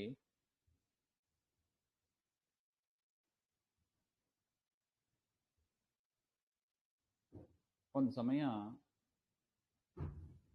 ತಿರುಗಿ ಬಂದಾಗ ಸಾಲ್ವ ದೇಶದ ರಾಜ ದ್ಯುಮತ್ಸೇನ ಅಂತ ಒಬ್ಬರನ್ನ ನೋಡ್ತಾರೆ. ಆ ರಾಜನಿಗೆ ಕಣ್ಣಿದ್ದಿಲ್ಲ. ಶತ್ರುಗಳಿಂದ ಅವರು ದೇಶವನ್ನು ಬಿಟ್ಟು ಕಾಡಿನಲ್ಲಿ ತಮ್ಮ ಪತ್ನಿ ಜೊತೆಗೆ ಮಗನ ಜೊತೆಗೆ ಇರ್ತಾರೆ. ಅಲ್ಲಿ ತಪಸ್ ಮಾಡ್ತಾ ಇದ್ದರು. ಅವರ ಮಗನೇ ಸತ್ಯವಾನ್ ಹಾಗೆ ಅಂತ. ಅವರನ್ನೇ ನಾನು ನನ್ನ ಪತಿಯಾಗಿ ಆಯ್ಕೆ ಮಾಡ್ಕೊಂಡಿದ್ದೇನೆ ಅಂತ ತಂದೆ ಹತ್ರ ಬಂದು ಹೇಳ್ತಾರೆ. ಆ ಸಂದರ್ಭದಲ್ಲಿ ನಾರದರು ಅಲ್ಲಿ ಇರ್ತಾರೆ. ನಾರದರು ಹೇಳಿದ್ರು, ಅಶ್ವಪತಿ ರಾಜ, ನಿನ್ನ ಮಗಳು ಗೊತ್ತಿಲ್ಲದೆ ಒಂದು ದೊಡ್ಡ ತಪ್ಪನ್ನು ಮಾಡ್ತಾ ಇದ್ದಾಳೆ. ಸತ್ಯವಾನ್ ಹೌದು, ಭಾರಿ ತೇಜಸ್ವಿ, ಬುದ್ಧಿಶಾಲಿ ಆದವ, ಬುದ್ಧಿವಂತ, ವೀರ ಪರಾಕ್ರಮ ಎಲ್ಲವೂ ಇದೆ. ಗುಣದಲ್ಲಿ ಸೂರ್ಯನಿಗೆ ಸಮನಾದವ, ಬುದ್ಧಿಯಲ್ಲಿ ಬೃಹಸ್ಪತಿಗೆ ಸಮನಾದವ, ಬಲದಲ್ಲಿ ಇಂದ್ರನಿಗೆ ಸಮನಾದವ, ಕ್ಷಮೆಯಲ್ಲಿ ಭೂಮಿಗೆ ಸಮನಾದವ, ಭಾರಿ ಧರ್ಮಿಷ್ಠ, ಅನೇಕ ದಾನಗಳನ್ನ ಮಾಡ್ತಾನೆ, ವೇದಾಂತ ಬಲ್ಲವನಾಗಿದ್ದಾನೆ, ಸೌಂದರ್ಯದಲ್ಲಿ ಅಶ್ವಿನಿ ದೇವತೆಗಳಂತೆ ಇರ್ತಾನೆ. ಆದ್ರೆ ಅವನಲ್ಲಿ ಒಂದು ದೊಡ್ಡ ನ್ಯೂನತೆ ಇದೆ ಹಾಗೆ. ಅಶ್ವಪತಿ ರಾಜ ಕೇಳ್ತಾನೆ, ಸತ್ಯವಾನ್ ಹತ್ರ ಏನಪ್ಪಾ ನ್ಯೂನತೆ, ಅದನ್ನ ಹೇಳಿ ನಾರದರೆ ಹಾಗೆಂತ ಕೇಳಿದಾಗ ಅವನ ಹತ್ರ ಒಂದೇ ಒಂದು ದೋಷ ಇದೆ. ಅದು ಮನುಷ್ಯರ ಪ್ರಯತ್ನದಿಂದಲೂ ಕೂಡ ಆಗದೇ ಇರುವುದು. ಅವನ ಆಯುಷ್ಯ ಇನ್ನು 1 ವರ್ಷ ಅಷ್ಟೇ ಇರೋದು ಹಾಗೆ ಅಂತ. ಇವತ್ತಿನಿಂದ 1 ವರ್ಷ ಅವನು ಮರಣವನ್ನು ಹೊಂದುತ್ತಾನೆ ಹಾಗೆ. ಇದನ್ನು ಕೇಳಿ ಅಶ್ವಪತಿ ರಾಜ ನಡುಗಿ ಹೋದ ಅಂತ. ಅವನು ಹೇಳಿದ, ಸಾವಿತ್ರಿ, ನಾರದರು ಹೇಳಿದ್ದನ್ನು ಕೇಳಿದ್ಯಾ? ನೀ ಬೇರೆ ಯಾರಾவது ಒಂದು ಹುಡುಗನನ್ನ ವರನಾಗಿ ಸ್ವೀಕಾರ ಮಾಡು, ಅವನನ್ನು ಬಿಟ್ಟು ಬಿಡು ಹಾಗೆ ಅಂತ ಹೇಳಿದಾಗ ಸಾವಿತ್ರಿ ಹೇಳಿದ್ರು, ಅಪ್ಪ, ರಾಜರು ಪಂಡಿತರು ಒಂದು ಬಾರಿ ಒಂದು ಕಾರ್ಯವನ್ನ ಮಾಡ್ತೇನೆ ಅಂತ ಪ್ರತಿಜ್ಞೆ ಮಾಡಿದ ಮೇಲೆ ಅವರು ಮನಸ್ಸು ಬದಲಾಯಿಸೋದಿಲ್ಲ. ಹೆಣ್ಣು ಮಕ್ಕಳ ದಾನವೂ ಕೂಡ ಅದೇ ರೀತಿಯಾಗಿ ನಾನು ನನ್ನ ಮನಸ್ಸಿನಲ್ಲಿ ಸತ್ಯವಾನನ್ನ ಪತಿಯಾಗಿ ಸ್ವೀಕಾರ ಮಾಡಿದ್ದೇನೆ. ಅವರು ದೀರ್ಘಾಯುಷಿಗಳು ಅಲ್ಪಾಯುಷಿಗಳು ನನಗದರ ಬಗ್ಗೆ ಗೊತ್ತಿಲ್ಲ. ನನ್ನ ಮನಸ್ಸು ಬದಲಾಯಿಸೋದಿಲ್ಲ ನಾನು. ಅದರಿಂದ ನನ್ನ ಮನಸಾಕ್ಷಿಯೇ ನನಗೆ ಸಾಕ್ಷಿಯಾಗಿ ಇರುತ್ತದೆ. ಅದರಿಂದ ನೀನು ಅವರಿಗೆ ಕೊಟ್ಟು ಮದುವೆ ಮಾಡು ಅಂತ ಈ ರೀತಿಯಾಗಿ ದೃಢವಾಗಿ ಹೇಳಿದಾಗ ಅವರ ದೃಢತೆಯನ್ನು ಕಂಡು ನಾರದರು ಭಾರಿ ಆಶ್ಚರ್ಯಕೊಂಡ್ರಂತೆ. ನಾರದರು ಹೇಳಿದರು, ಅಶ್ವಪತಿ ರಾಜ, ನಿನ್ನ ಮಗಳಿನ ಮನಸ್ಸು ಸತ್ಯವಾನಲ್ಲೇ ಇದೆ, ದೃಢವಾಗಿ ಇದೆ. ಅವಳ ಮನಸ್ಸನ್ನ ಬದಲಾವಣೆ ಮಾಡಲಿಕ್ಕೆ ಬರೋದಿಲ್ಲ. ಇದು ವಿಧಿ ಹೇಗಿದೆಯೋ ಹಾಗೆ ಅಂತ ನೀನು ಮದುವೆಯನ್ನು ಮಾಡಿಕೊಡು ಹಾಗೆ ಅಂತ ವಿವಾಹ ನಡೀತದೆ ಅಂತ ಹೇಳಿ ನಾರದರು ಅದೃಶ್ಯರಾಗ್ತಾರೆ. ಅಶ್ವಪತಿ ರಾಜನು ಕೂಡ ವೈಭವದಿಂದ ಮದುವೆಯನ್ನು ಮಾಡ್ತಾನೆ. ಅವರು ಕಾಡಿನಲ್ಲಿ ಇದ್ರು, ದ್ಯುಮತ್ಸೇನ ರಾಜ. ಅಲ್ಲೇ ಕಾಡಿನಲ್ಲೇ ಒಂದು ಮರದ ಕೆಳಗೆ ದ್ಯುಮತ್ಸೇನನನ್ನು ನೋಡಿ ಅಶ್ವಪತಿ ರಾಜ ಅವರನ್ನು ಪೂಜೆ ಮಾಡಿ ಎಲ್ಲವನ್ನು ಕೂಡ ಏನ್ ಮಾಡಬೇಕು ಮಾಡಿದ್ರು. ಇವಳು ನನ್ನ ಮಗಳು ಸಾವಿತ್ರಿ, ನಿನ್ನ ಮಗ ಸತ್ಯವಂತನನ್ನ ಪತಿಯಾಗಿ ಬಯಸಿದ್ದಾಳೆ, ಇವಳನ್ನ ನೀವು ಮೊಮ್ಮಗಳಾಗಿ ಸ್ವೀಕಾರ ಮಾಡಬೇಕು ಹಾಗೆಂತ ದ್ಯುಮತ್ಸೇನನ ಹತ್ರ ಹೇಳಿದಾಗ ಆಗ ದ್ಯುಮತ್ಸೇನ ರಾಜ ಹೇಳಿದನಂತೆ, ನಾವು ಕಾಡಿನಲ್ಲಿ ಇದ್ದೀವಿ, ನಮಗೆ ರಾಜ್ಯ ಇದೆ ಯಾವುದು ಇಲ್ಲ, ಸಂಪತ್ತು ಯಾವುದು ಇಲ್ಲ, ಸುಖಭೋಗದಲ್ಲಿ ಬೆಳೆದ ನಿಮ್ಮ ಮಗಳು ಕಾಡಿನಲ್ಲಿ ಹೇಗೆ ಇರ್ಲಿಕ್ಕೆ ಸಾಧ್ಯ, ದುಃಖ ಆಗೋದಿಲ್ಲವಾ ಹಾಗೆಂತ ಹೇಳಿದ್ರೆ ಅಶ್ವಪತಿ ರಾಜ ಹೇಳ್ತಾನೆ, ಸುಖ ದುಃಖ ಯಾವುದೂ ಕೂಡ ಶಾಶ್ವತ ಅಲ್ಲ ಅಂತ ನನ್ನ ಮಗಳು ತಿಳ್ಕೊಂಡಿದ್ದಾಳೆ. ನಿಮ್ಮ ಮಗನನ್ನ ಪತಿಯಾಗಿ ವರಿಸಿದ್ದಾಳೆ. ಅದರಿಂದ ಈ ಮದುವೆಯನ್ನ ನೀವು ನಿರಾಕರಿಸಬೇಡಿ ಹಾಗೆ ಅಂತ ಈ ರೀತಿಯಾಗಿ ಇಬ್ಬರು ಕೂಡ ಒಪ್ಪಿಗೆ ಪಡೆದು ಬ್ರಾಹ್ಮಣರನ್ನೆಲ್ಲ ಕರೆಸಿ ವಿವಾಹ ಕ್ರಮ ಪ್ರಕಾರವಾಗಿ ವಿವಾಹವನ್ನು ಕೂಡ ಮಾಡಿಸಿದ್ದಾರೆ. ತದನಂತರ ಅಶ್ವಪತಿ ರಾಜ ತಮ್ಮ ದೇಶಕ್ಕೆ ಬಂದಾಗ ಸಾವಿತ್ರಿ ತನ್ನ ಆಭರಣಗಳನ್ನೆಲ್ಲ ಇಟ್ಟು ಕಾಡಿನಲ್ಲಿ ಹೇಗಿರಬೇಕೋ ತಪಸ್ವಿಗಳ ಬಟ್ಟೆ ಅದನ್ನೆಲ್ಲ ಧರಿಸಿ ಅವರಲ್ಲಿ ಇದ್ದರು. ತಮ್ಮ ಅತ್ತೆ ಮಾವಂದಿರಿಗೆ ವಿಶೇಷವಾಗಿ ಸೇವೆಯನ್ನು ಮಾಡ್ತಾ ಪತಿಯ ಸೇವೆಯನ್ನು ಕೂಡ ಮಾಡ್ತಾ ಇದ್ರು ಹಾಗೆ ಅಂತ ಹೇಳ್ತಾರೆ. ಆದರೆ ಆ ಸಾವಿತ್ರಿಯ ಮನಸ್ಸಿನಲ್ಲಿ ಆ ನಾರದರು ಹೇಳಿದ ಮಾತು 1 ವರ್ಷ ಅಷ್ಟೇ ಆಯುಷ್ಯ ಇದೆ ಹಾಗೆ ಅಂತ, ಅದು ಅವರಿಗೆ ಮನಸ್ಸಿನಲ್ಲಿ ಇರುತ್ತು. ಆ ದಿವಸವೂ ಕೂಡ ಬಂತು. ನಾರದರು ಹೇಳಿದ ಆ ದಿವಸ 1 ವರ್ಷ ಬಂತು. ಸಾವಿತ್ರಿಯು ಕೂಡ ಅದನ್ನ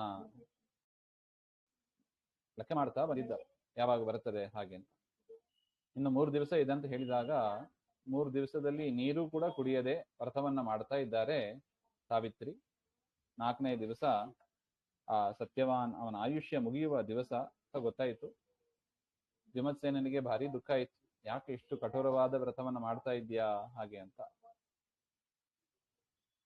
ಅವತ್ತಿನ ದಿವಸ ಸತ್ಯವಂತ ಕಟ್ಟಿಗೆ ತರಬೇಕು ಅಂತ ಕಾಡಿಗೆ ಹೋಗ್ತಾನೆ. ಸಾವಿತ್ರಿ ಅಪ್ಪಣೆಯನ್ನು ಪಡೆದು ತಾನು ಕೂಡ ಬರ್ತೀನಿ ಅಂತ ಸತ್ಯವಾನನ್ನ ಹಿಂಬಾಲಿಸಿಕೊಂಡು ಕಾಡಿಗೆ ಹೋಗ್ತಾ ಇದ್ದಾರೆ. ವಿಮತ್ಸೇನ ಒಪ್ಪಿಗೆ ಕೊಡ್ತಾನೆ. ಸತ್ಯವಾನ್ ಕೈಯಲ್ಲಿ ಕೋಡಲಿಯನ್ನು ಹಿಡ್ಕೊಂಡು ಕಾಡಿಗೆ ಹೋಗ್ತಾನೆ. ಸಾವಿತ್ರಿ ಅವನನ್ನು ಹಿಂಬಾಲಿಸ್ತಾ ಕಾಡಿನಲ್ಲಿ ಅನೇಕ ಮರಗಳು, ಪ್ರಾಣಿಗಳನ್ನೆಲ್ಲ ನೋಡ್ತಾ ನೋಡ್ತಾ ಆ ಸತ್ಯವಂತನ ಮನಸ್ಸು ಯಾಕೋ ಒಂದು ಭಯದಿಂದ ಕಂಪನವಾಯಿತು. ತನ್ನ ಪತಿಗೆ ಬರ್ಲಿಕ್ಕಿರುವ ಆಪತ್ತನ್ನ ಸಾವಿತ್ರಿ ನಿರೀಕ್ಷೆ ಮಾಡ್ತಾನೇ ಇದ್ದಳು.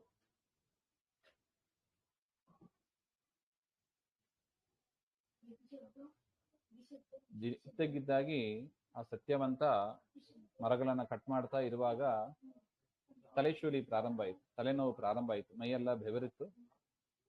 ಆಗ ಅವನು ಹೇಳಿದ, ಸಾವಿತ್ರಿ, ನನ್ನ ತಲೆ ಯಾಕೋ ಮುಳ್ಳಿನಿಂದ ಚುಚ್ಚುವಂತೆ ಇದೆ, ಅಷ್ಟು ನೋವು ಆಗ್ತಾ ಇದೆ, ನನ್ನಿಂದ ನಿಂತ್ಕೊಳ್ಳಿಕ್ಕೆ ಆಗ್ತಾ ಇಲ್ಲ, ಸ್ವಲ್ಪ ಹೊತ್ತು ಮಲಗ್ತೇನೆ ಅಂತ ಮಲಗ್ತಾನೆ.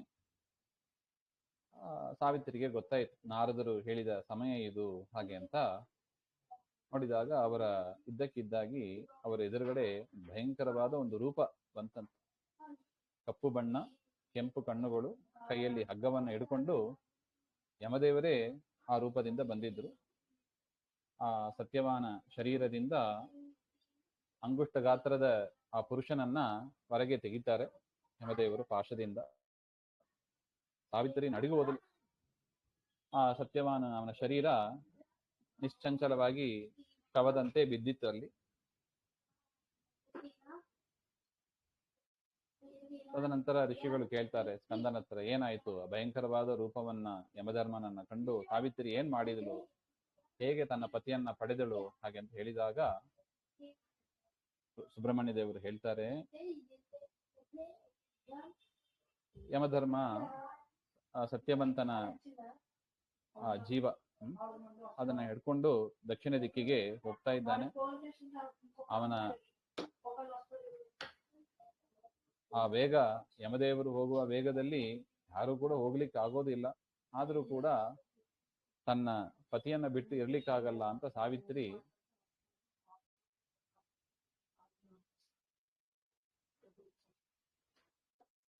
ಯಮನನ್ನೇ ಹಿಂಬಾಲಿಸಿಕೊಂಡು ಹೋದ್ರು. ಇದನ್ನ ನೋಡಿ ಯಮದೇವರಿಗೆ ಭಾರಿ ಆಶ್ಚರ್ಯ ಆಯ್ತು. ಯಮದೇವರು ತಿರುಗಿ ತಿರುಗಿ ನೋಡ್ತಾರೆ, ಸಾವಿತ್ರಿ ಯಾಕೆ ನನ್ನನ್ನು ಹಿಂಬಾಲಿಸ್ತೀಯಾ? ಮನುಷ್ಯರ ಆಯುಷ್ಯ ಮುಗಿದೋಗಿದೆ, ಅವ್ರು ನನ್ನ ಜೊತೆಗೆ ಬರಬೇಕು, ನಿನಗಿನ್ನೂ ಪ್ರಾಣ ಇದೆ, ನಿನ್ನ ಮನೆಗೆ ನೀನು ಹೋಗು, ನಿನ್ನ ಪತಿಗೆ ಮಾಡಬೇಕಾದ ಅಂತಿಮ ಕ್ರಿಯೆ ಅದನ್ನೆಲ್ಲ ಮಾಡು ಹಾಗೆ ಅಂತ ಹೇಳಿದಾಗ ಸಾವಿತ್ರಿ ಹೇಳಿದಳು, ಧರ್ಮರಾಜ, ಪತಿ ಇರುವ ಜಾಗವೇ ಪತ್ನಿಗೆ ಸ್ವರ್ಗ, ಅದರಿಂದ ನನ್ನ ಪತಿಯನ್ನು ಬಿಟ್ಟು ನಾನು ಇರಲಾರೆ. ನಿಮ್ಮಂತ ಧರ್ಮಿಷ್ಠರು ಭಕ್ತಿಯನ್ನ ಬಿಡೋದಿಲ್ಲ ಹಾಗೆಂತ ಅವರನ್ನ ಯಮದೇವರನ್ನೇ ಸ್ತೋತ್ರ ಮಾಡಿದ್ರು. ಅವರ ಮಾತಿನಲ್ಲಿ ಸಂತುಷ್ಟನಾದ ಯಮದೇವರು ಸತ್ಯವಂತನ ಪ್ರಾಣವನ್ನ ಬಿಟ್ಟು 3 ವರವನ್ನ ಕೇಳು ಹಾಗೆಂತ ಹೇಳಿದಾಗ, ಮೊದಲನೇ ವರವಾಗಿ ತನ್ನ ಮಾವ ವಿಮತ್ಸೇನನಿಗೆ ಮತ್ತೆ ಕಣ್ಣು ಸಿಗಬೇಕು, 2ನೇ ವರ ಅವರಿಗೆ ರಾಜ್ಯ, ಕಳೆದೋದ ರಾಜ್ಯ ಸಿಗಬೇಕು, 3ನೇ ವರ ತನ್ನ ತಂದೆ ಅಶ್ವಪತಿ ರಾಜನಿಗೆ 100 ಮಕ್ಕಳು ಆಗಬೇಕು ಹಾಗೆ. ಯಮದೇವರು ಎಲ್ಲವನ್ನು ಅಸ್ತು ಅಂತ ಹೇಳಿಕೊಟ್ರು, 3 ವರವನ್ನು ಕೊಟ್ಟರು. ಮತ್ತೆ ಸಾವಿತ್ರಿ ಯಮದೇವರನ್ನ ಸ್ತೋತ್ರ ಮಾಡಿದ್ರು. ಅವಳ ಪತಿವ್ರತ ಧರ್ಮವನ್ನು ಕಂಡು ಯಮ ಇನ್ನೊಂದು ವರವನ್ನು ಕೇಳು ಅಂತ ಹೇಳಿದಾಗ ಸಾವಿತ್ರಿ ಹೇಳಿದ್ದು, ನನಗೆ 100 ಮಕ್ಕಳು ಹುಟ್ಟಬೇಕು ಹಾಗೆ. ಯಮದೇವರು ತಥಾಸ್ತು ಅಂತ ಹೇಳಿದರು. ಆದ್ರೆ ಪತಿ ಇಲ್ಲದೆ ಮಕ್ಕಳು ಆಗ್ಲಿಕ್ಕೆ ಸಾಧ್ಯ ಇಲ್ಲ. ಅದರಿಂದ ಧರ್ಮ ಸಂಕಟಕ್ಕೆ ಬಿದ್ದ ಯಮದೇವರು ಅನಿವಾರ್ಯವಾಗಿ ಸತ್ಯವಂತನ ಪ್ರಾಣವನ್ನ ವಾಪಸ್ ಕೊಟ್ರು ಹಾಗೆ. ಈ ರೀತಿಯಾಗಿ ಯಮಧರ್ಮ ಪ್ರಾಣವನ್ನು ಕೊಟ್ಟು ಅಲ್ಲಿಂದ ಮರೆಯಾದ. ಮತ್ತೆ ಸಾವಿತ್ರಿ ಆ ಮರದ ಹತ್ರನೇ ಬರ್ತಾರೆ, ಎಲ್ಲಿ ತನ್ನ ಪತಿಯ ಶವ ಇತ್ತು ಅಲ್ಲೇ ಬಂದು. ಆಗ ಸತ್ಯವಂತ ನಿದ್ರೆಯಿಂದ ಎದ್ದಂತೆ ಕಣ್ಬಿಟ್ಟು ನೋಡ್ತಾನೆ. ಅವನು ಹೇಳಿದ, ಸಾವಿತ್ರಿ, ನನಗೆ ಒಂದು ದೀರ್ಘವಾದ ಕನಸು ಕಂಡಂಗೆ ಇತ್ತು. ಅದೊಬ್ಬ ಕಪ್ಪು ಮನುಷ್ಯನ ನನ್ನ ಎಳ್ಕೊಂಡು ಹೋಗುವಂತೆ ಇತ್ತು.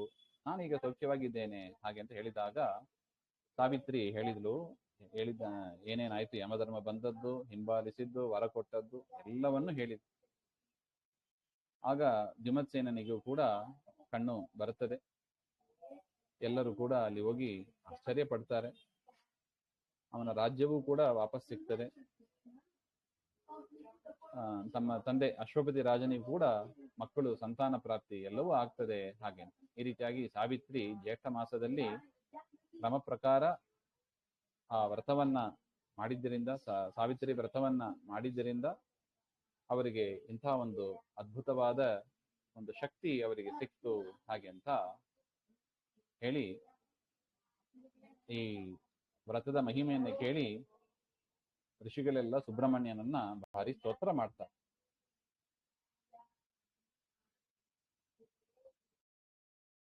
ಈ ರೀತಿಯಾಗಿ ಈ ಒಂದು 2 ದಿವಸದಲ್ಲಿ ಜ್ಯೇಷ್ಠ ಮಾಸದ ಮಹಿಮೆಯನ್ನ ಭವಿಷ್ಯೋತ್ತರ ಪುರಾಣದಲ್ಲಿ ಹೇಳಿದ ರೀತಿಯಾಗಿ ಯಥಾಮತಿ ಯಥಾಶಕ್ತಿ ಕಾಲಾವಕಾಶ ಇದ್ದಷ್ಟು ಅದರ ಒಂದು ವಿವರವನ್ನು ನಾವು ನೋಡಿದ್ದೇವೆ. ಇದರಿಂದ ಹರಿವಾಯು ಗುರುಗಳು ನಮ್ಮ ಮೇಲೆ ಅನುಗ್ರಹವನ್ನ ಮಾಡಲಿ ಅಂತ ಪ್ರಾರ್ಥನೆ ಮಾಡ್ತಾ, ಸರ್ವಗುಣ ಸಂಪೂರ್ಣ ಸರ್ವದೋಷ ವಿವರ್ಜಿತ ಪ್ರಿಯತಾಂ ಪ್ರೀತೇಯವಾಲಂ ವಿಷ್ಣುರ್ಮೆ ಪರಮ ಸುಹೃತ್ ಶ್ರೀಮಧ್ವಾಂತರ್ಗತ ಶ್ರೀಕೃಷ್ಣ ಅರ್ಪಣಮಸ್ತು. ಶ್ರೀ ಹರೇ ನಮಃ.